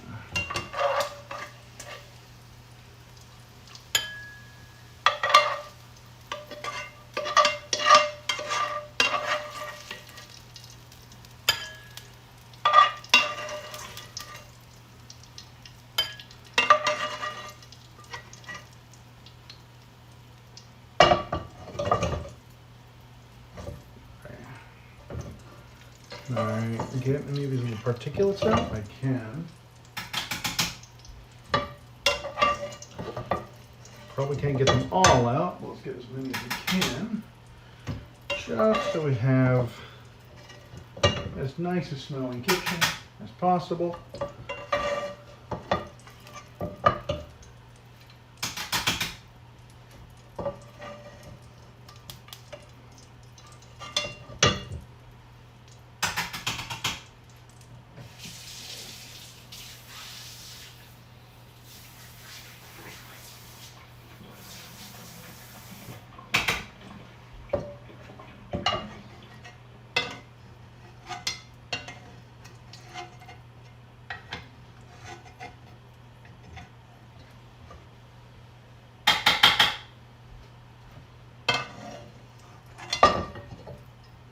we go. Nice clean fat. Oop. I forgot about my thing again, and that's a bit burned. Oh well, hold on. Down you go. Why are you even so high?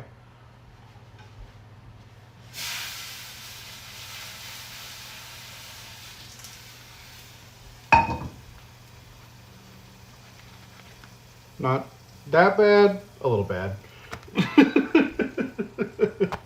All right, round 2. Let's try this again. Touch of butter. As it melts and fizzes, spin. There you go. You're still in the heat, so these guys are gonna go in.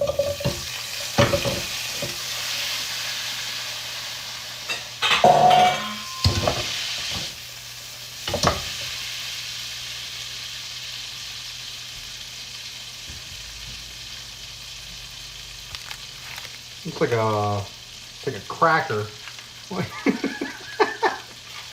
Mmm. Oh, it tastes like a bad pancake.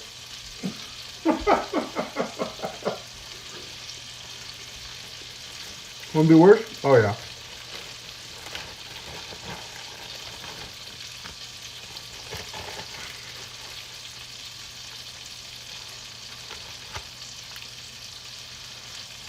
The Dutch angle on the one. Trying to level you out a little bit.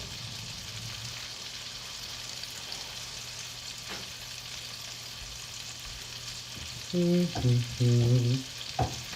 and hot. Both sides early, so we know what's going on. We got a new one that we can replace our burnt one with. Hold on, now if we just put that there. A little bit of bacon fat on my crunchy burned wrap. There's like bacon and burned wrap. All right, that's gonna go away now. I had to know. They're coming out.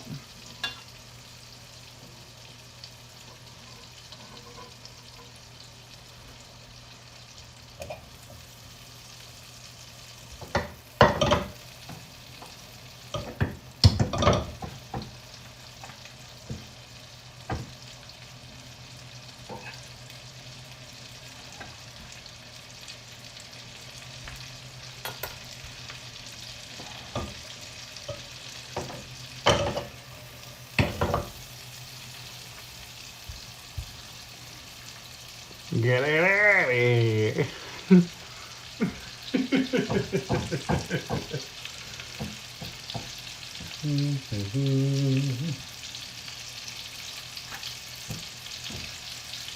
Don't do this unless you are confident in your fingers. That's like kitchen mom stuff. You build up a resilience doing it wrong long enough that eventually like it's not so bad.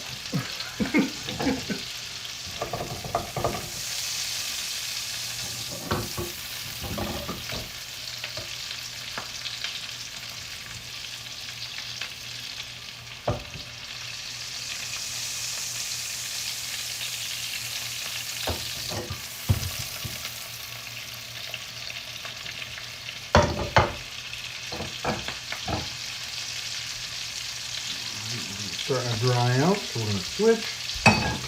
Not enough fat in the pan. Not you.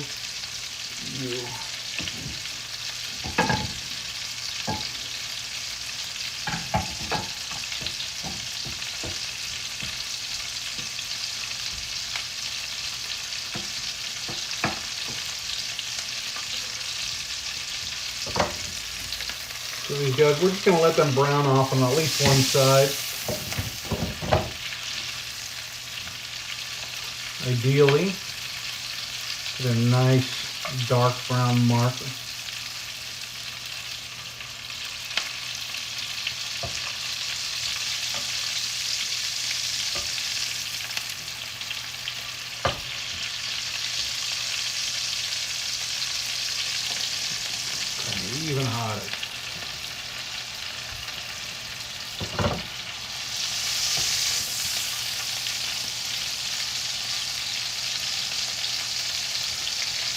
All right, now we just leave it alone.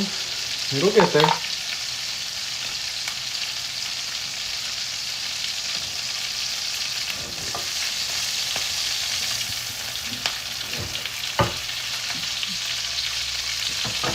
Lower.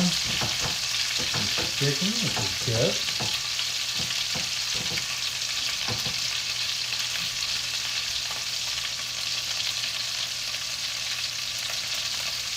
OSHA squad at the door.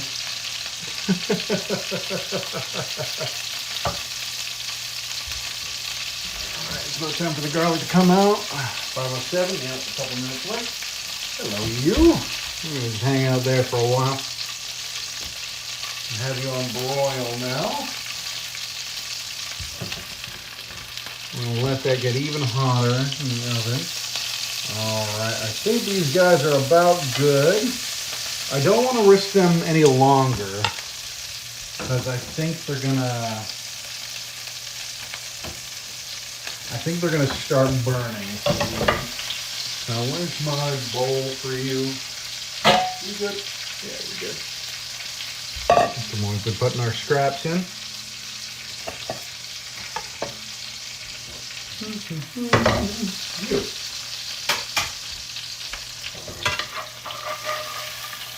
Where did I put it? Oh! Oh no! Onion down! Onion down!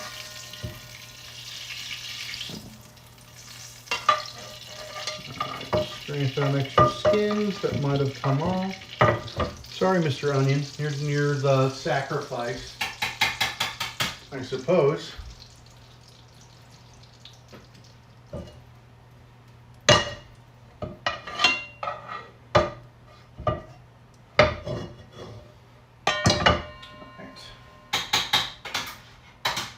Basically done.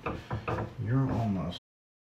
You getting a bit of color. You now get cooked in bacon fat. There you are. Keep misplacing things. I've also got. I didn't show you guys, but I made this the other day in the air fryer. And it's just chicken that's exactly the same as this beef. We're just gonna reheat that while we cook this beef. I'll put you over to one side though. So I know where the beef is. Granted, the beef is red and the chicken is not red, so it's pretty easy to tell which is which. Now there's bacon fat in there, but you know, again, we're being kind of chunky today, so let's not worry about that too much and do a nice long draw of butter. Get that on top of the chicken. We're just gonna let those two sizzle and cook for a little bit. These guys are Gucci Gang. We're gonna plop you over here. Our broiler is on. These guys are gonna finally hit the oven. Right up top.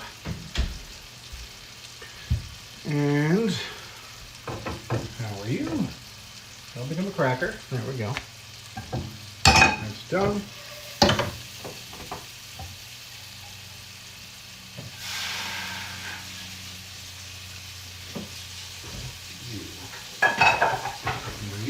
Deal with you later.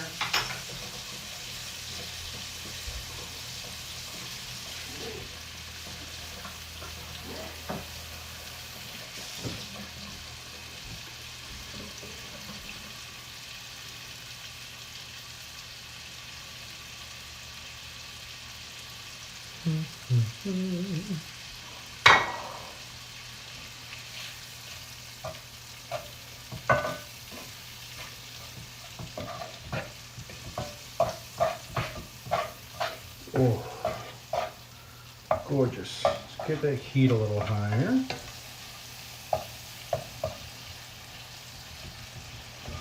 We're actually going to take the chicken off of the fire though. We're going to only have this side of the pan on it. Because I really want the beef to get the heat here. Chicken I don't really need to as much. It's already cooked. I just need it to be hot again. Try this bacon. Oh, hell yeah. Alright, things we're going to need soon. We need flour. tomato paste if you already opened. Good boy me. Now let's get that burner going in the background. Actually, no, hold on. Before we do that, let's refresh this water. I don't need you, I think ever again.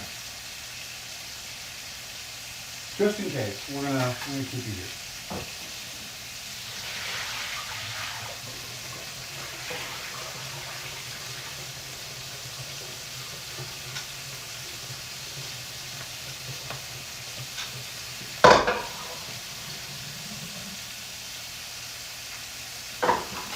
Cold. Covered.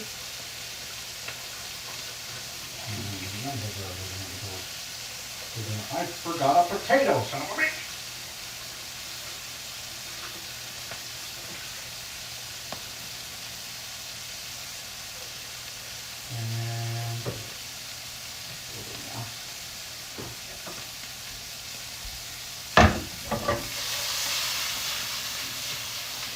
Now you can mingle. You cut that in half, big one in half. Better. Now this is starting to boil.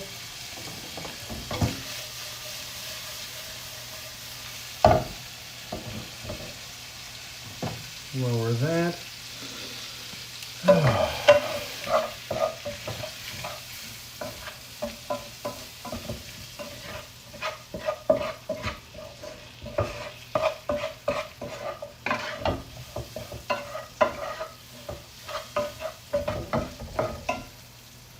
A little bit more black pepper. We're actually going to do, let's do something weird. We have it? I think we do.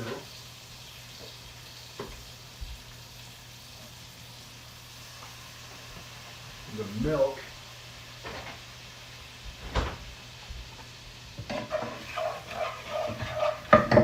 Now we're kind of getting this like butter chicken vibe. I'm just playing with the spices. I'm seeing how it looks. Let that cook for a second.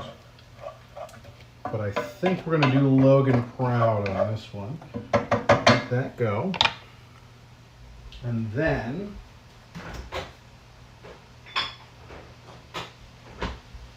just a little bit of that.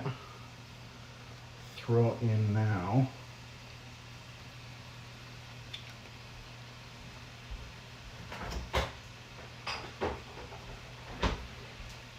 With ooh, this is like low quality, but well, we have it. So we throw in a little lime juice on top of that.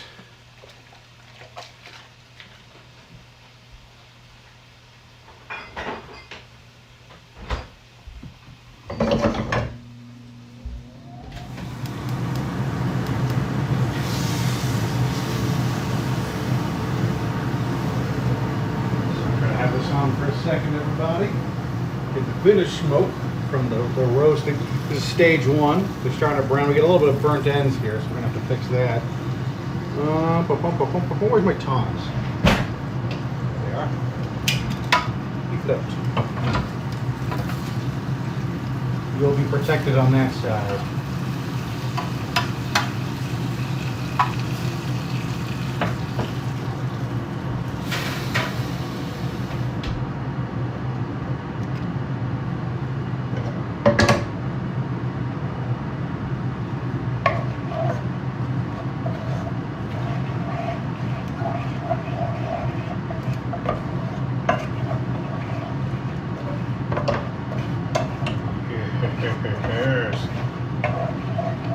Alright, how weird do we want to get, Chad? Do we want to try some crazy shit?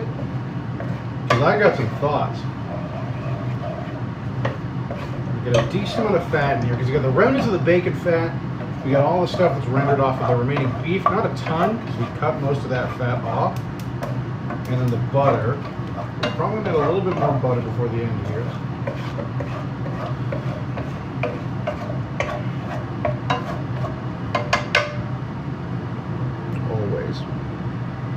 gonna go wild and go for it. Because we could throw in a bit of cheese in there. We got processed American. That has emulsifying salts. If we throw that and some butter in there, and we mix that in, we can get like a spicy cayenne pepper cheese sauce in the meat.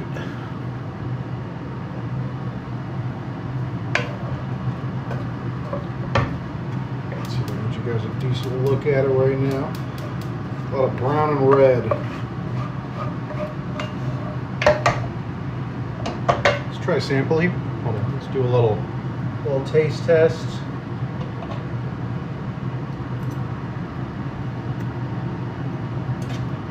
Pretty good. Ooh. Ooh. Hot. Chicken.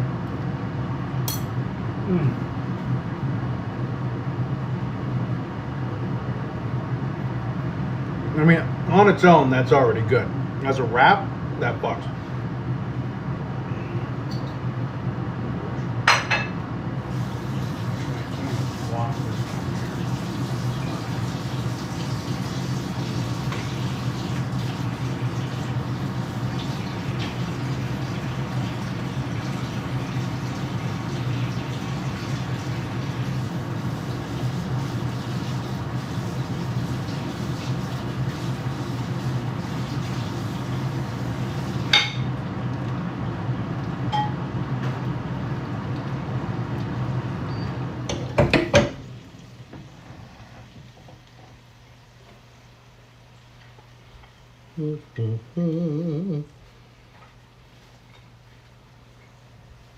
Let's do something wild. We're gonna try the cheese. I think it'll be good.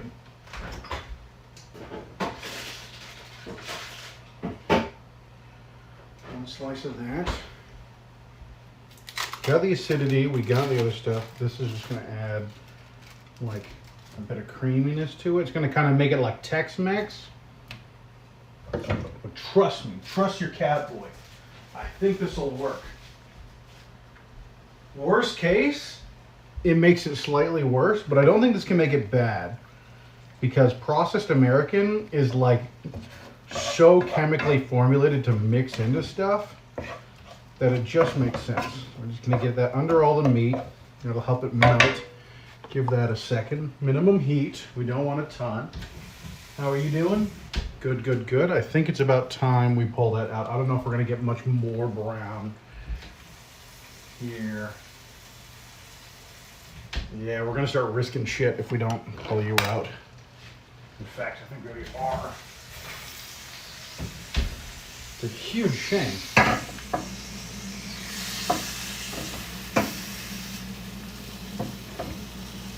Hold on. Get there and get there. That's fine, I like that. Might just have to stick to our guns for a second here. We're gonna have to clean this pan, but I need that browning done. So we're gonna let some of that char happen underneath it. We'll clean that off. So, get me nice and melted.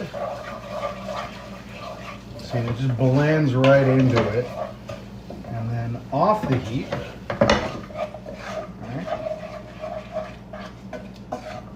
A little bit more butter. Because now we have an emulsion. So when the butter comes in, if we stir vigorously, it's just going to hold it.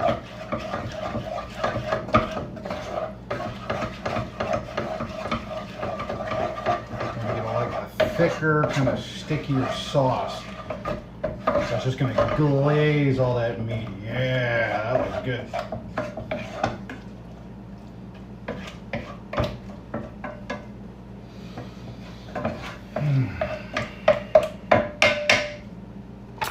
Alright.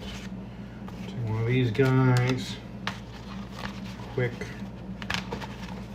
blast in here.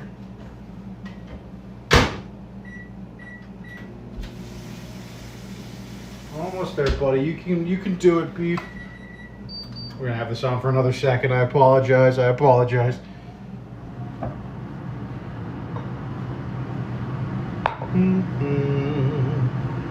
Tasty, tasty.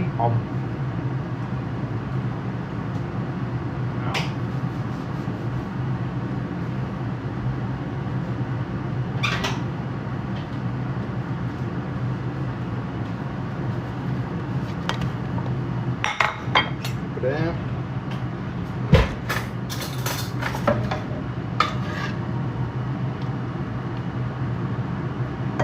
A little bit of that. A little bit of that. Maybe veggies I can go with this. All right, that's a call right there. We gotta pull it.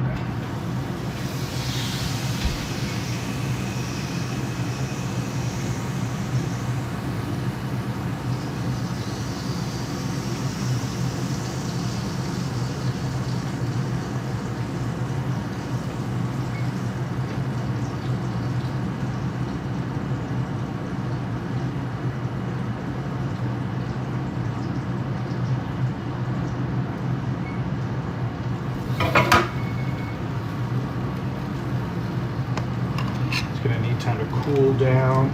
Got a bit of browning on it. Honestly, less than I'd like, but you can see some burning down here. We can fix that real easy. I'll show you guys how in a second. Well, we're gonna get these guys out.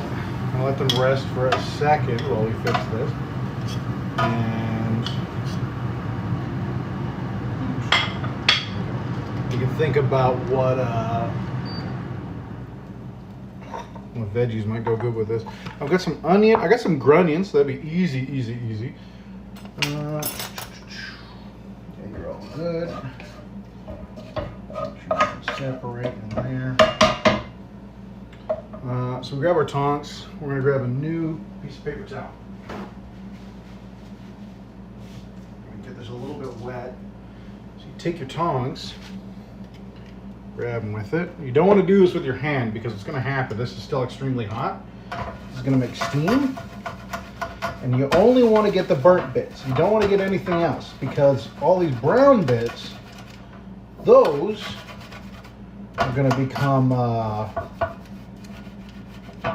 fond. And those are fond, actually. I shouldn't say become fond.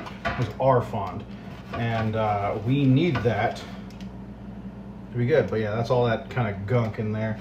And that should be just fine. We're going to throw, you know what? Normally we wouldn't, but I'm going to throw you in here. You're more organic than not. Shouldn't bother nobody. Put you on low. We're going to do this in the oven, but we're going to do this on the stove top, I think, instead.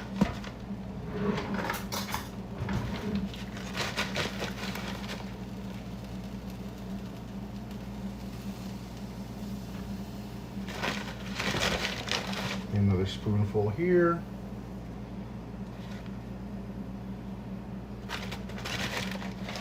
I can't imagine needing more than that.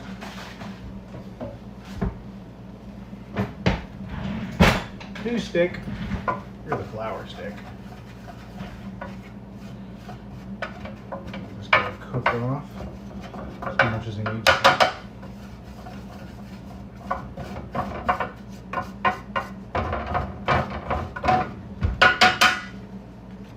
Honestly needs some fat, apparently. So we go with old reliable. Ooh, this is gonna hurt. Be careful when you're playing with heat, y'all. Be careful, be careful, be careful. There we go. Out the corner. Hello, delicious flour. More.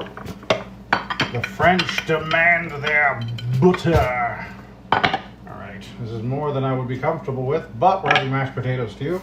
This is going to be a buttery night anyways, so we might as well get the frick over ourselves and enjoy it, okay? Yes, yes, yes. I know you want to clump together, but just keep stirring. Keep on. Don't give up. Look at this. See, it's coming together. Get in that corner.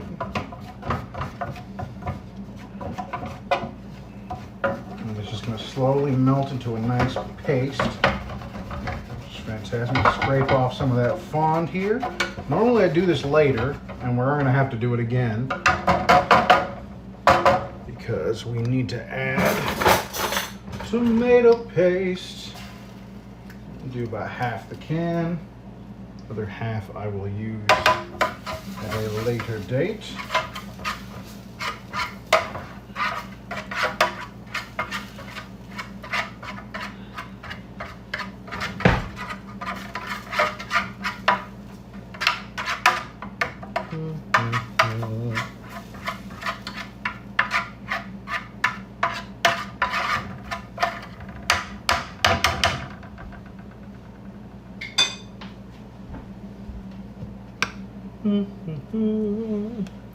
Love butter, right?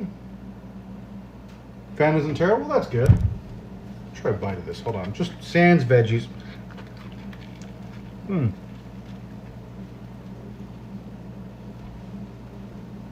Okay, yeah.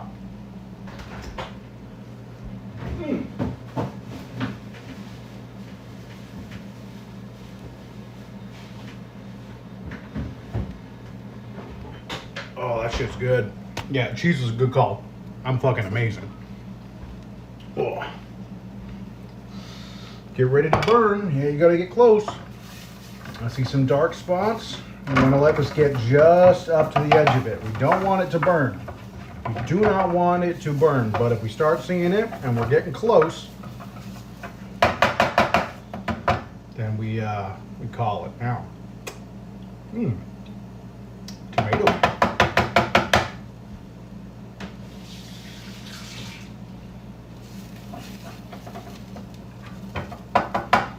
Nice and dark. That's about where I want it.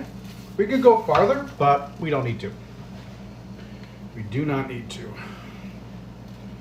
Oh, beans. Hold on. I'm not going to be able to open you easy. Apron grab. Spike punch. Spike kiss.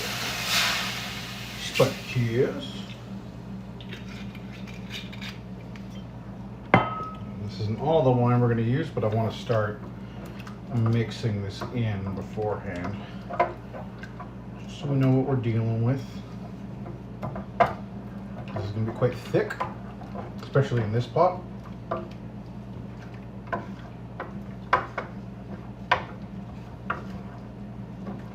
This honestly might not be big enough for what I'm doing, but I wanted to really scale down. So we might add less veggies later. All things considered.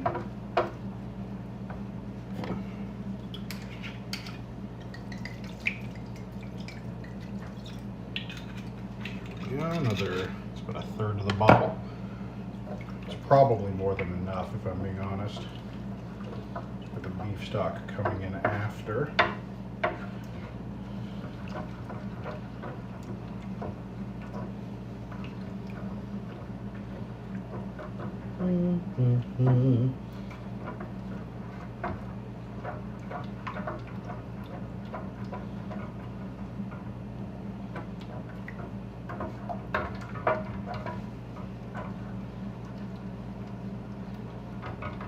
No lumpies. I'm going to stir all of these out right now.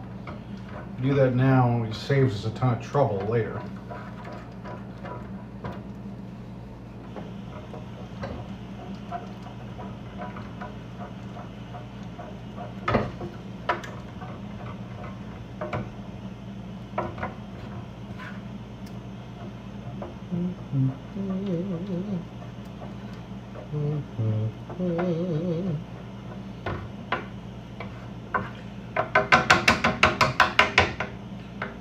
Just leave that like that for a second. I need a small Ziploc bag so we can put this in the fridge without it becoming contaminated.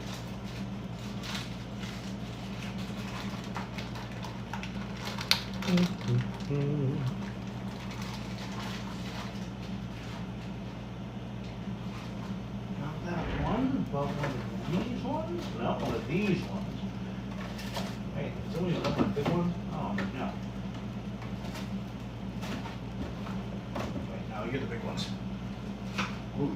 Gut, gut, gut, gut, gut.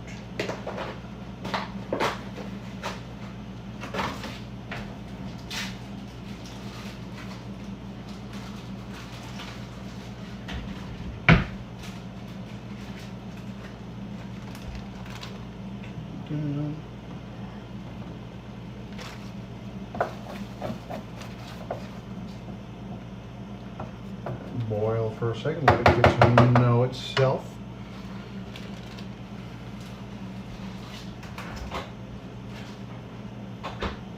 I'm going to be making a ragu in a day or two.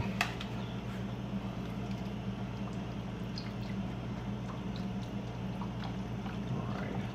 Now we don't need a ton of liquid, so we're going to at most go up to about halfway because we're adding the veggies soon. And once the veggies are in, they're going to start releasing a lot of their own liquids.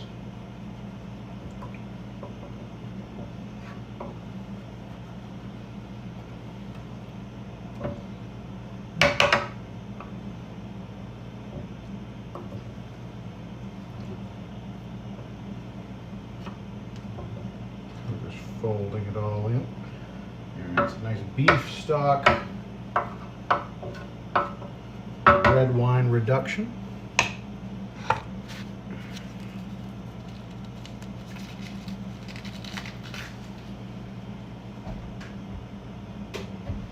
It's a reduction. It's going to be a reduction. It is currently just those things. Let's do some raw onion on this wrap. See what that does to it.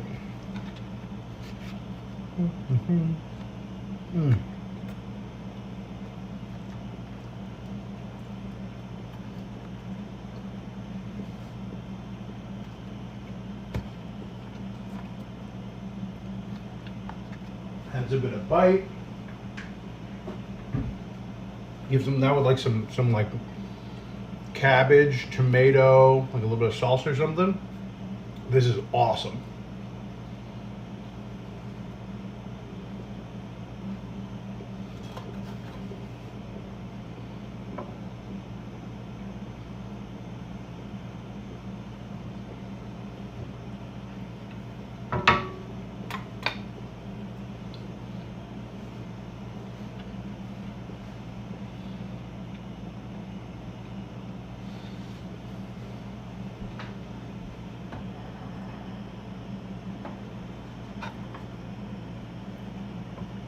Start picking up, scrape down the sides.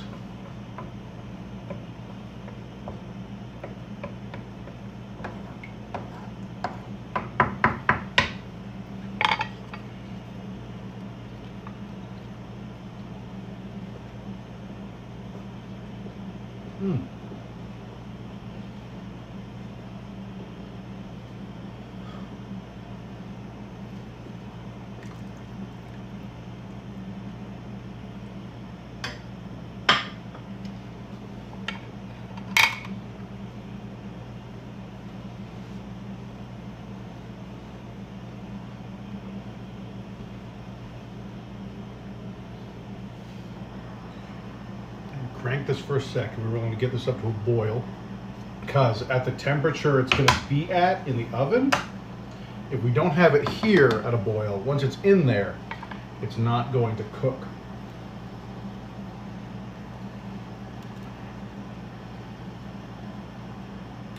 Should be okay.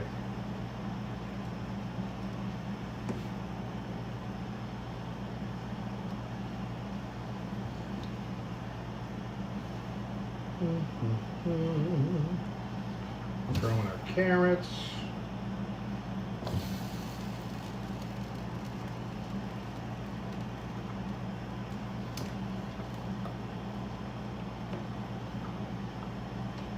The tinier ones in the middle is what they are going to, I think, accomplish for us here. Yeah, maybe not all of them. They're going to help keep I guess it matters a lot less, but they're going to help keep the beef off of the very bottom, which we don't want.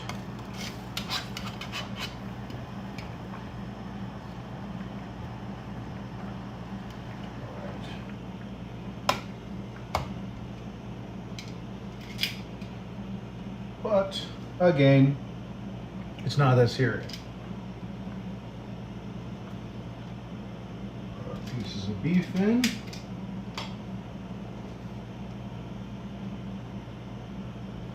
I want them mostly submerged, not all the way though. Oh, that beef, you know we're actually gonna eat it. That's all flavor, baby. Get all that. I don't know how this is.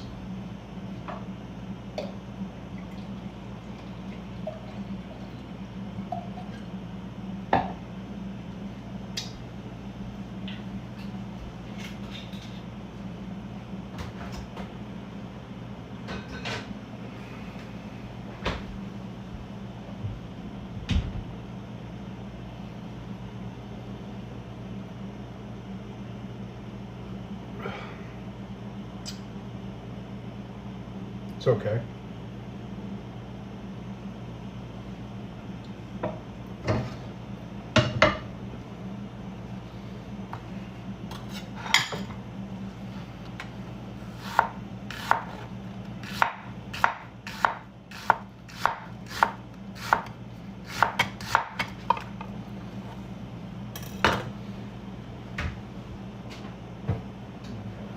Fix that.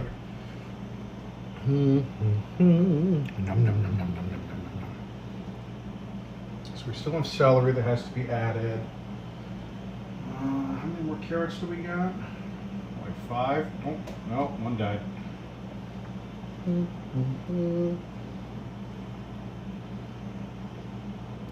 Yeah, fuck it. These two are mine.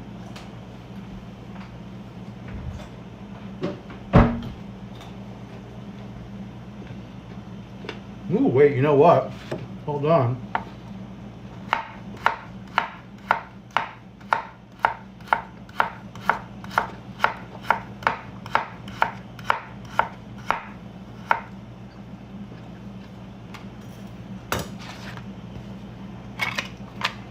Take this, a little bit of onion, a couple of carrots, thinly cut. Go over here, add a little bit of that, get all that fat in there.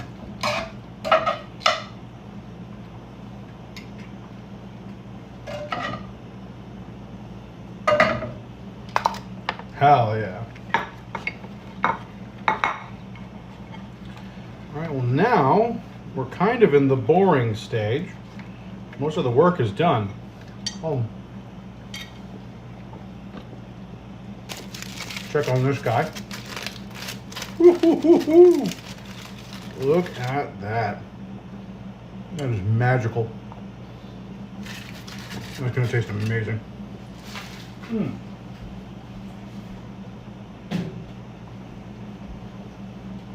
The carrot doesn't really add a ton of the wrap, but it doesn't take anything away either.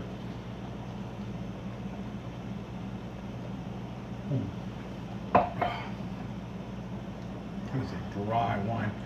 All right, that's boiling. We need to tent it with aluminum foil.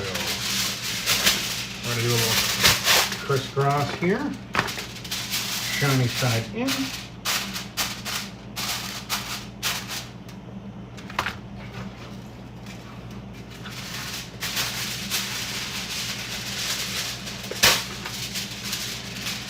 Other way as well.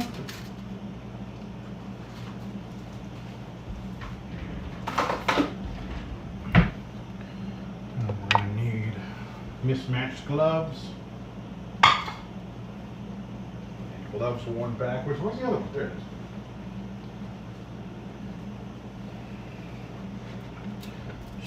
stolen by a sneaky copy hot dog.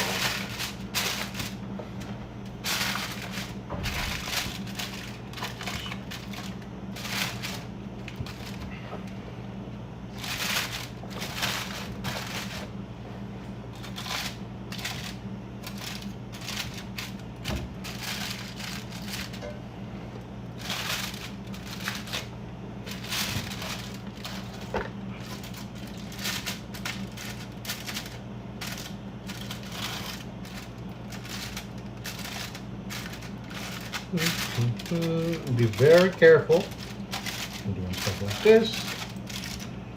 The metal is extremely hot. You want to be sure you're not going to severely burn yourself. So, when in doubt, keep your gloves on. I am a totally professional. Do not attempt to do what I do.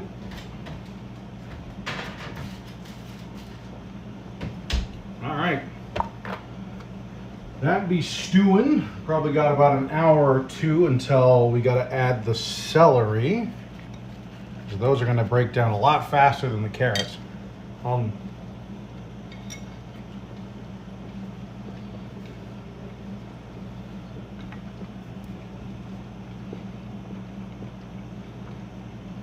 Making me hungry and lunch is in 20 minutes?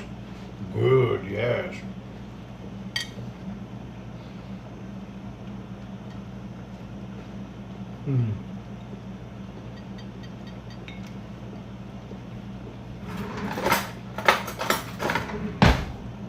Checking on our potatoes.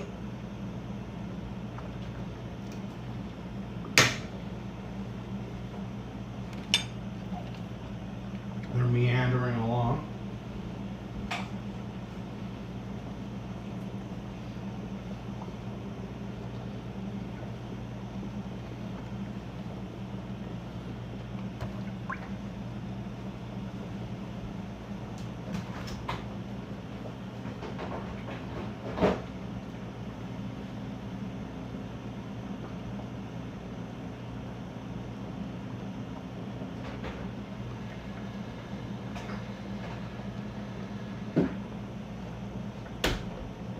Do we not have any Worcester sauce?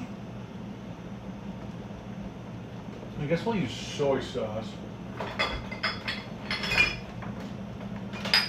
have a tiny bit of something in the bottom drawer. I don't know if that's what you want. HP sauce? No, not quite. Thank you, though. You're welcome. Honestly, it probably would work, but I think we'll go with soy.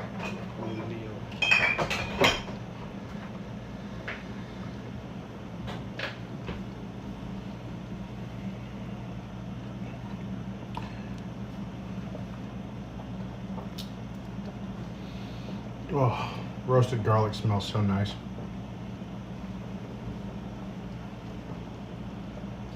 Throw you where you belong, just down there. These guys need to be separated from the bacon because this is beef fat. The bacon is going into the dish. The beef fat is not.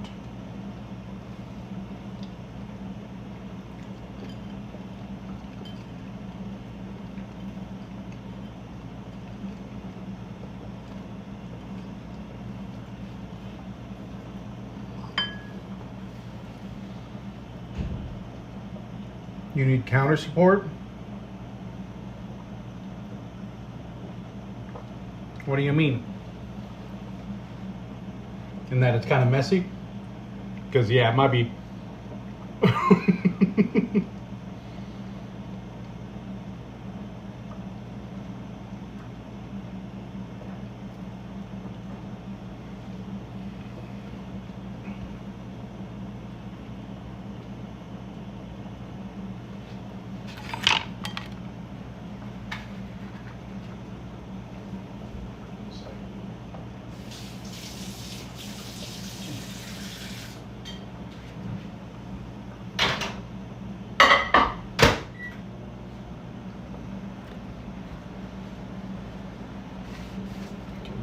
Spray bottle and saying we'll wipe this baby down because we're done like 99% of all of our work. Well, Under beef fat is like such a good little snack. So bad for you, but it's also delicious. I'm gonna be good though and throw it out because just a little piece is enough where I'm like, oh, delicious. I'm going to die.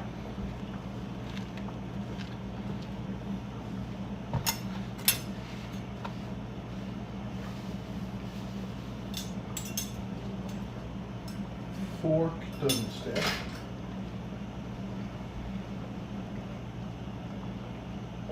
Unless you don't mean that my counter's messy. You'd be right if you said it was, but I'm not 100%.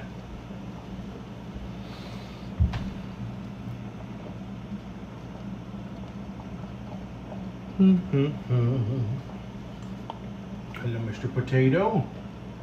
How you doing? Ooh, we're rapidly approaching potato o'clock. Those will hold forever, though, so that's fine.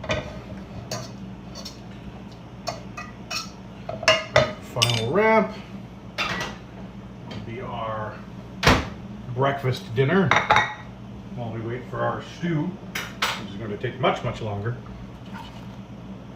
Onions, carrots, why not? Some corn? Oh man, corn would go fucking hard on this.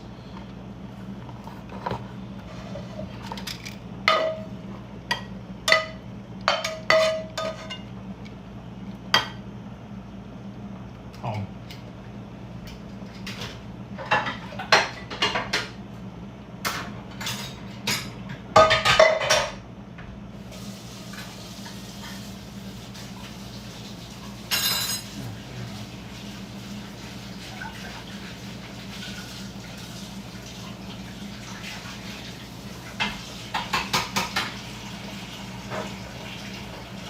Simply just you can soak for a little bit.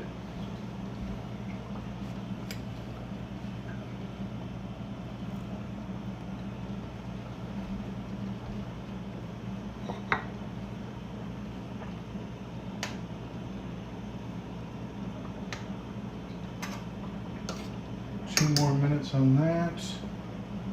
We're good. Cheers, Jack.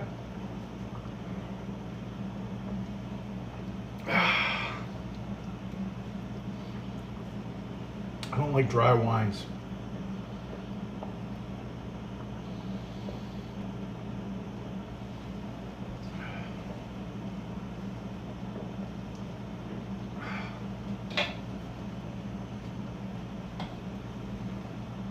Good for food, like great for cooking, but just wholly unremarkable as a beverage. That with like fruit juice and like a sangria, that would go hard.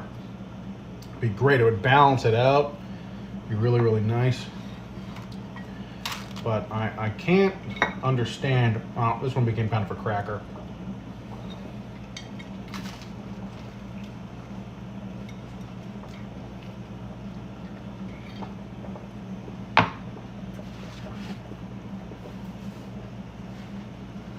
Well, you are what you eat. And I sure am that. Hey Gerald, how you doing? So over here, we got mashed potatoes on the boil. And then we've got beef braising in the oven right now at 190.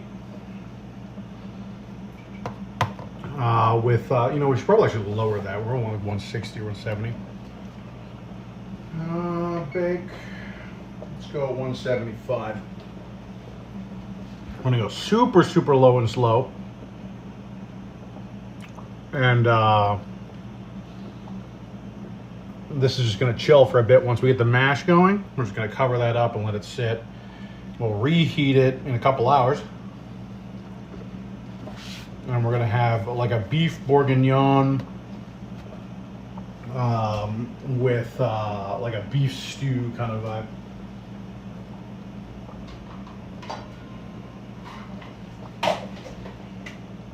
That goes in there.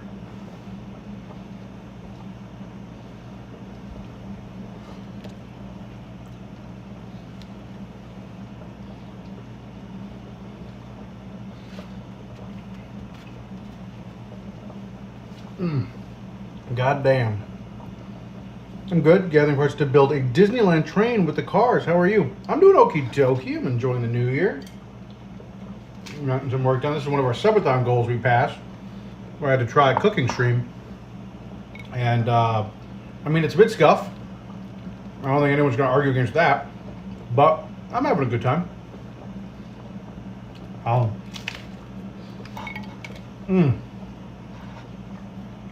fucked up this wrap. It was like a beef chicken hot sauce, like taco, effectively, and it's good, but oops.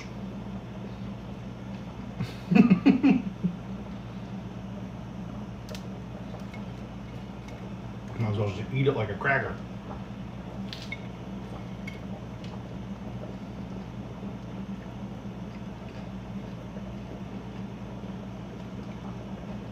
Got more in common with tostada than a taco right now.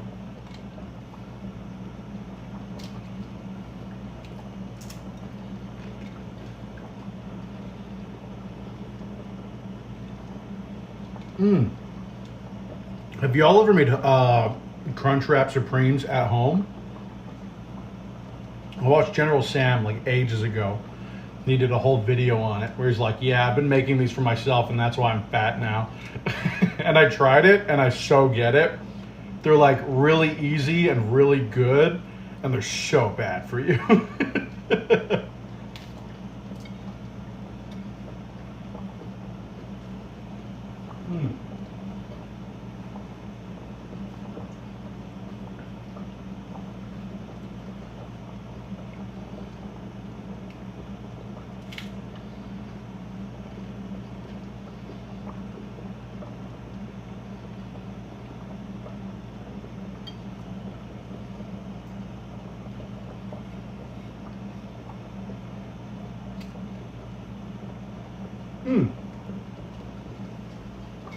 That's something we can do.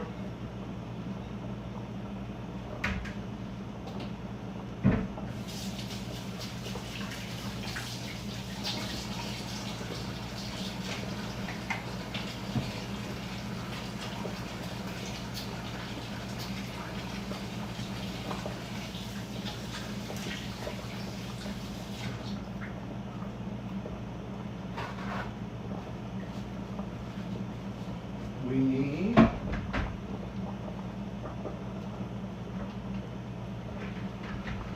something smaller. There you are.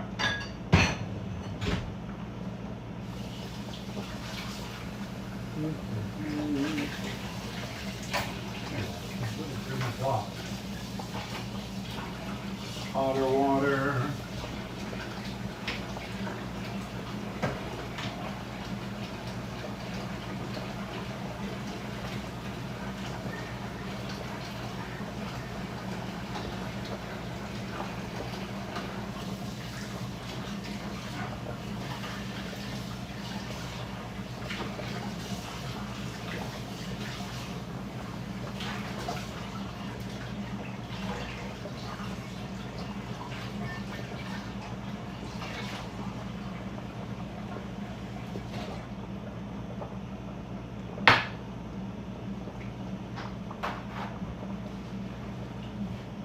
No.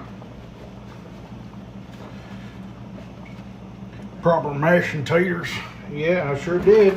We got ourselves, they have a different name up here, but the Yukon Gold be the equivalent. Hey, my cocktail strainer, what are you doing? You go over there. It's the other one that stays over there. You go right there. I need a fork. And we're just gonna get this ready.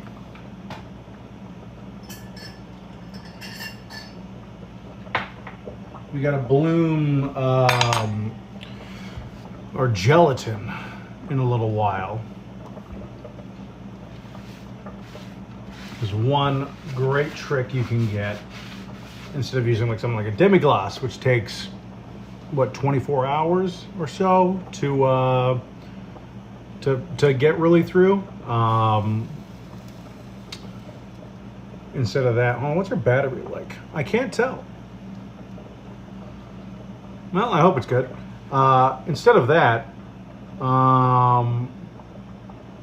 you can use unflavored gelatin. This is Knox. This is what we're using today. Not that one, the other one. And it adds like a really, really glossy texture to it. I'm sure it'll be delicious. You're delicious.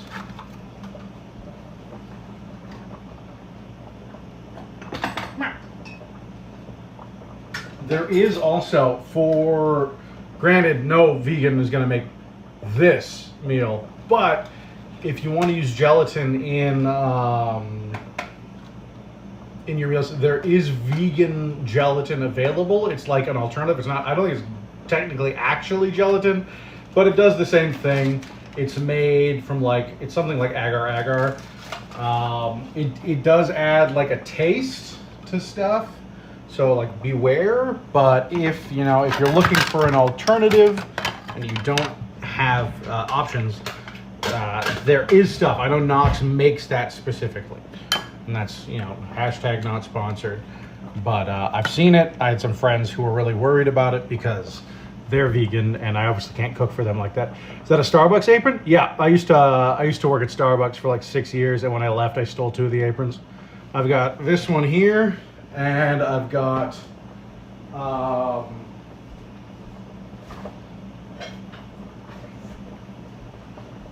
this Christmas one. They, I say stole. I said, hey, I'm taking these. And they said, okay. I was this close to getting my black apron while I worked there. I wanted it so bad. It was like my only goal in the company, really, was to get my black apron. Gonna get my sanitizer, do a little bit of a wipe down.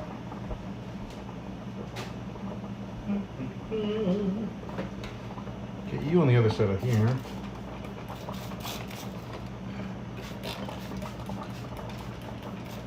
You grab those potatoes.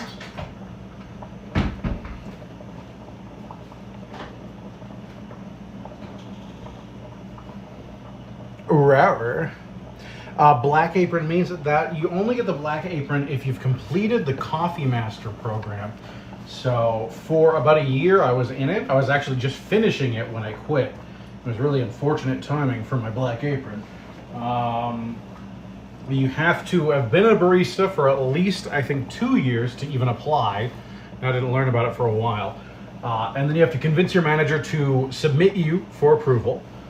Once you've been approved for the Coffee Master program, you have to go through like a tasting process. So every Starbucks, when you work there, they make you do coffee tastings because it's a coffee shop. So you have to know what the coffee tastes like. And so you'll get their, I'm trying to remember the blends I don't super care about. It's like these blonde roasts. I don't even know, they suck. But you'll get like the blonde roast and you'll do a tasting with it along with like a food pairing, and you'll find, and this is almost always true, blonde, like a light roast coffees do really well with like citrus flavors. I mean, a lot of coffee does in general, but especially blonde roasts, they rock with that. And Heinenir, so with those, you would do food pairings and you'd know what it goes well with, so you could recommend it. You'd learn about where Starbucks grows that coffee and what kind of properties that area has given to the blend, so that you can easily direct customers onto the coffees that they might like. And once you complete it, you get a black apron. It's all yours. It is your apron. You can use it, and it's the only way you can get it. And I really wanted it. And if I ever work there again, I will get my black apron because I look good in black. Could we get a bartending stream, either IRL or in VRC? There is a VRC bartending world I could do. It'd be weird, but I could figure it out in game. And I would love to do. So a thing I've wanted to do as a bartender is, you know, like Onigiri's green screen setup. I want to do something like that if I can get that working in my office, which is a long shot. I want to have a bar available there so I can make cocktails with like a hand cam that I can get gloves or whatever on, and I can from there do like an interview show where I can have someone on and be like, hey, I'm gonna make you a cocktail. What is the kind of stuff you're into? And if they're not into cocktails, we can try and make them their first one that they might like, or theme it off of their VTuber. You know, make an Iron Mouse cocktail. I have a list I've been working on for on and off for like 2 years, I guess. I haven't done a ton of work on it in the last while, if I'm being honest. But every member of Hollow EN, I've tried to be like, what would be a cocktail to make? Or if I had to make from scratch a cocktail, how would I make them a cocktail? And it's been fun. Hard, but fun. Look good in black too. It's quite slimming. Yeah, well, especially because, you know, you put me in a white dress shirt or black dress shirt and then a nice black apron, kind of form fits. I'm a little chunky right now, but we're working on that. Try and get the muscle definition in. Be like, oh, check these guns.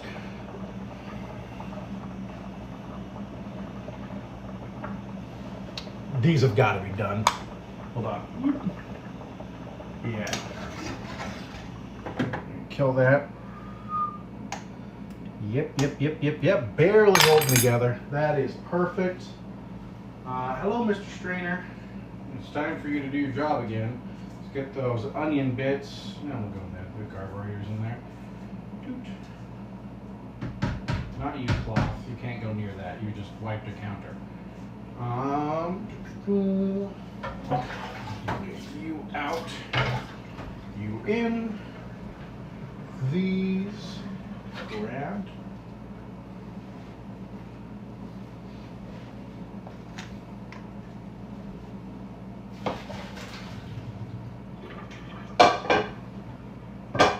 Oh, I fucked up. Oh well. Not that much. Not in a way that matters.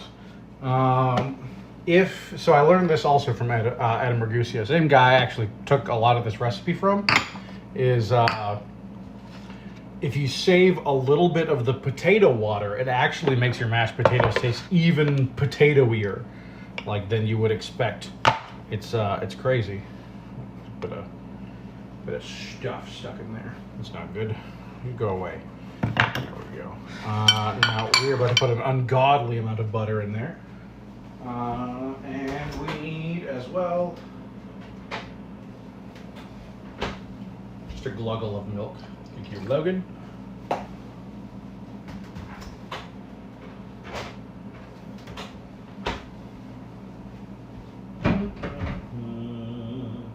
Yeah, we'll do the old-fashioned way. Masher, the kingdom for a masher. One kind, meat tenderizer, grater, soup ladle. Where's the bad masher? Where's the good masher? Did the good masher get joint? Not in the dishwasher. So that means you're in here somewhere. Unless it's broke. Because this one sucks.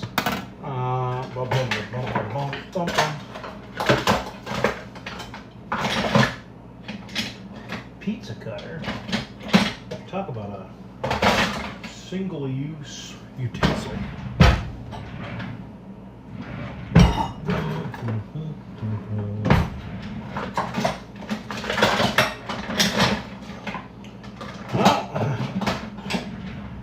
Sucky one it is. Crush. Crush. Crush. Crush. Crush. Crush.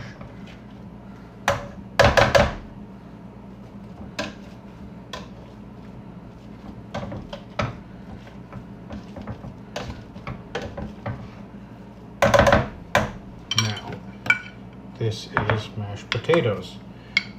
If you are afraid of butter, you should not make mashed potatoes. Because mashed potatoes, at some of the highest ends, is almost 50% butter. All right, now we're gonna get these guys out. Ooh. Not you. Almost like a thing of toothpaste. Out you come. And come on. There we go. Get in there. Honestly, it's easier when you're hot. Well, I'll have to burn myself next time. Not you. You stay out. Not you either, Al. Hi. I miss the sun. The sun? It gets dark too early. That's true. How's this going? Going all right. Just yapping with chat. Okay. Actually, no, it's mostly good. Fuck it. You go in. Squeeze. Ugh. Thinking about going for a Garlic walk, glue? but it's just so gosh darn dark outside. So pitch black. Yeah, it's only what? Like 5 something? Yeah, 6:08 there. 6:08? Yeah. It's crazy. Those muffins am too much calories. That Yeah. muffin's like fucking 400 plus calories. That's like a meal and 2/3 for the midday. Those muffins are bad. Well, But we also get a little good. bit in there. Not as much as I'd like, unfortunately. The more you know, do not let your garlic cool too much or it sticks. No.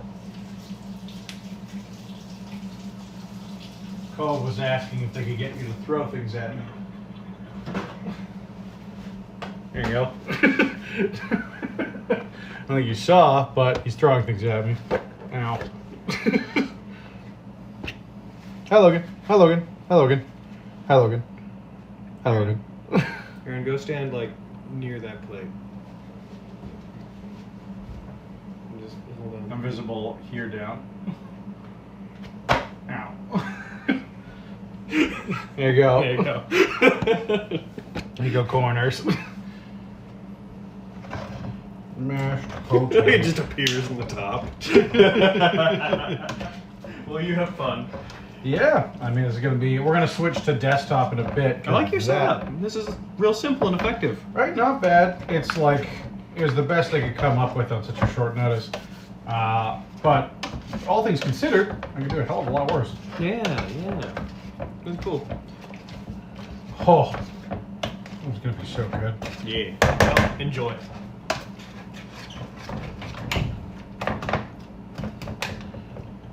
All right, now, do we want to be super fancy or no? The cookbook inscriptor. I've discovered a new recipe.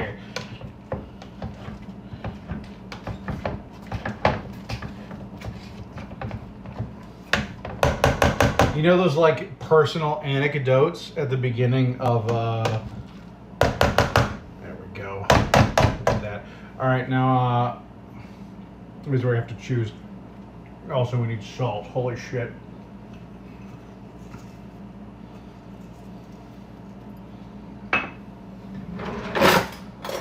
Fork.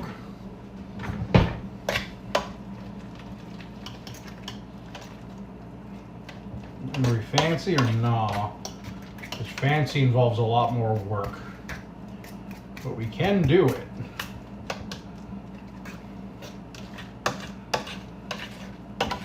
Also probably hurt my wrist a little bit. Given how much potato we have. Weirdest masher I've ever, right? What makes it fancy? So, there is a thing you can do with mashed potatoes that you can make them extremely smooth. If you take something like this and a fork, or, you know, I'm probably gonna use something like, well, not this because there's no stuff on it, and you just push it through the strainer here, it destroys all the lumps in it and you get a perfectly smooth mash to mix with the mashed potatoes. It's okay. So what's gonna happen with these guys is, I'm gonna put this on the lowest setting just so they stay a little warm.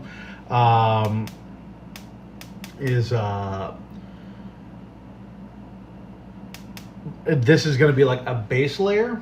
So in our final plating, we're going to have like mashed potatoes, and then the beef is going to sit on top of those, and then you're going to kind of pour the stew onto it, and you can just kind of pull it apart from there.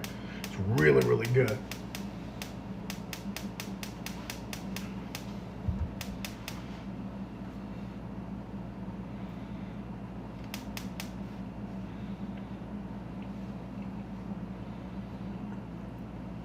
What style outfit should you design for Sean?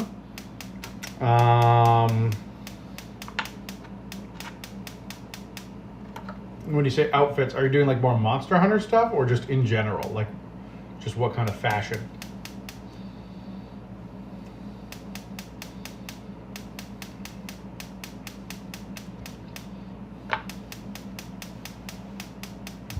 Dress him up like a K-pop star.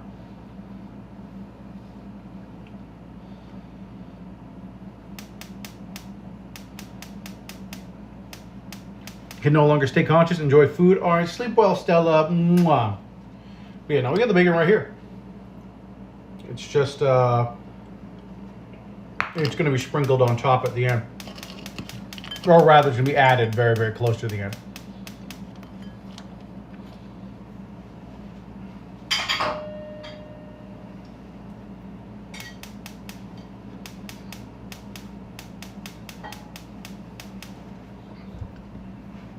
I'm not bleaching my son.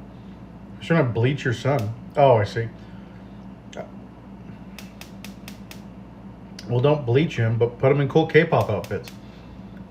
Think about like 2 p.m. or, like what G-Dragon wears.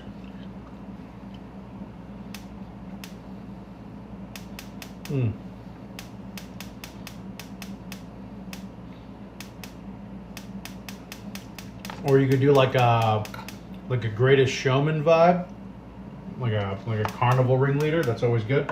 Ah, screw it. There we go.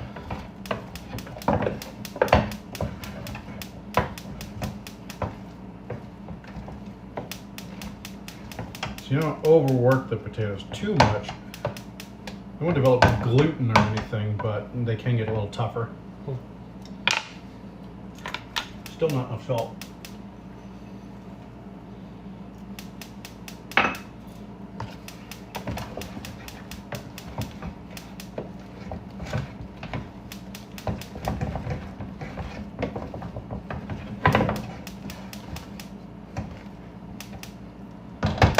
I say lazy. I say today's a lazy day.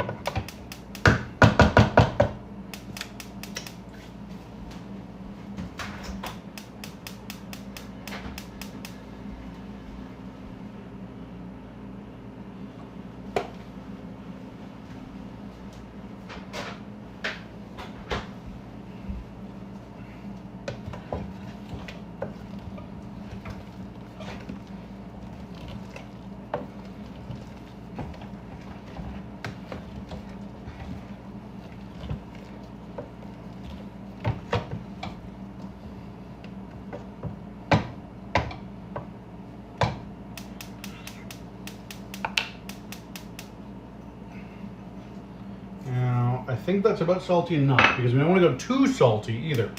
Because once this is salty enough on its own, the sauce that's going to be on it, which is also going to be salty, might make it too much. So we're going to leave it there for now. Cut that off.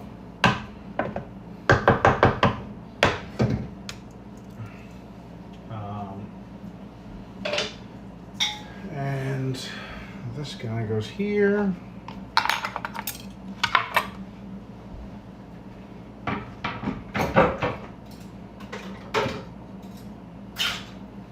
Yeah, isn't it a weird masher?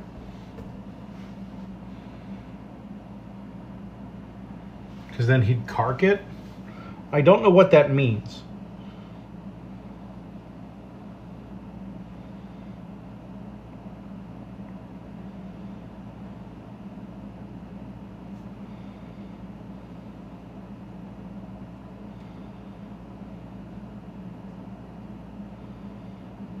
Rip Bozo even. I see.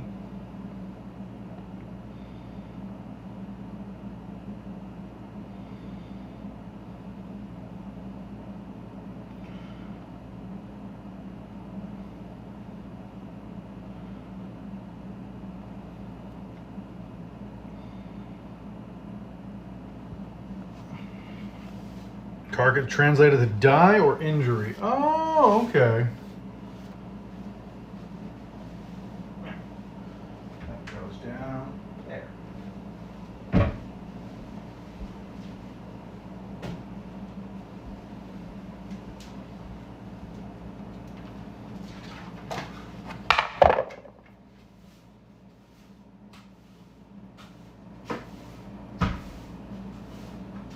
Clean this up.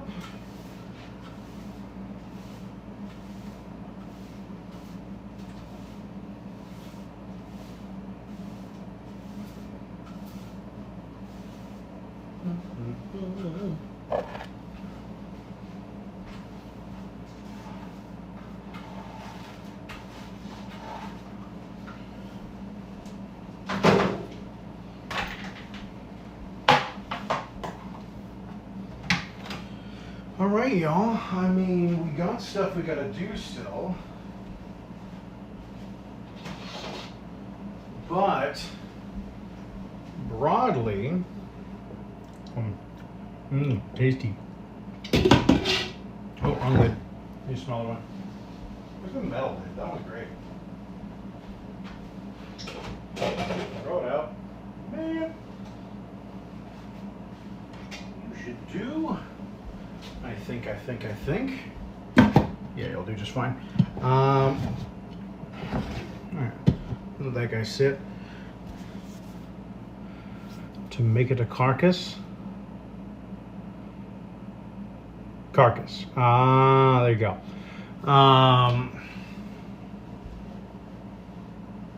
We do have to put the celery in, and then we have to wait like 3 or 4 hours at least for this to be done. You can take a little peek here. It's only been a bit, so it's not going to have changed much. But, you know, why not? I think we're going to push up to 200. Still a little low for me. Okay. 200.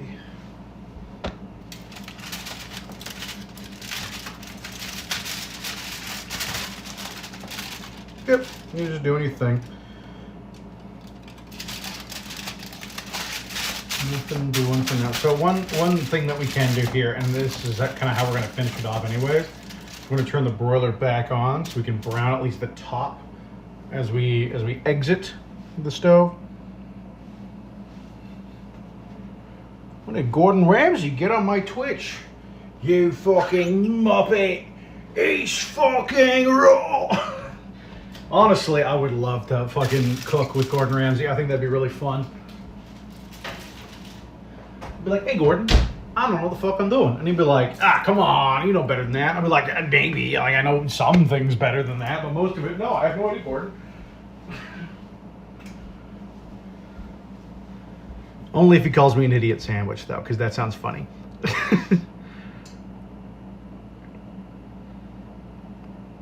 But yeah, what do you guys say we take a little break here? We're gonna let this just marinate. It's gonna sit here. Potatoes hold forever. We can reheat these later. What do we play some games for an hour or two? It's 6 now. This will probably, we need to check in at like, what's it, 6:20? So we'll check in at like 8 and see how things are going. Pot of unattended food, yoink. That's just mashed potatoes. Granted, that is something a lot of people would gank. Absolutely. Mashed potatoes are amazing. But otherwise, it's just kind of going to be yapping, and I don't know how long my batteries are going to last. Gordon. Ooh, you know, speaking of Gordon, we could watch the end of Half-Life VR, but the AI self-aware. Yeah. All right, we're going to cap it for a little while. Stream is going to go down. And we're gonna move up to the PC, and we're gonna yap there until we do our next check-in on the food. But I promise we are going to be showing you how it looks tonight, even if we fuck it up. And we'll have a nice tasty dinner together, Chan. Also, make sure your fridge is protect so cute doggos don't steal it. I see.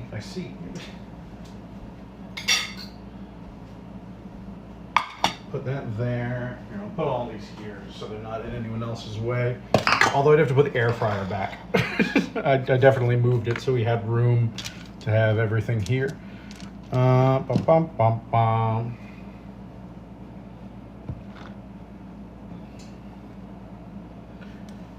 Dang it, my dreams of having a peg leg shattered. All right, so I will be right back. I will see you guys in like 3 to 5 minutes, okay?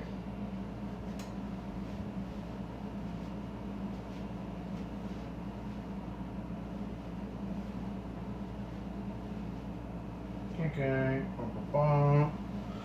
goes there, that goes there. Take this off, and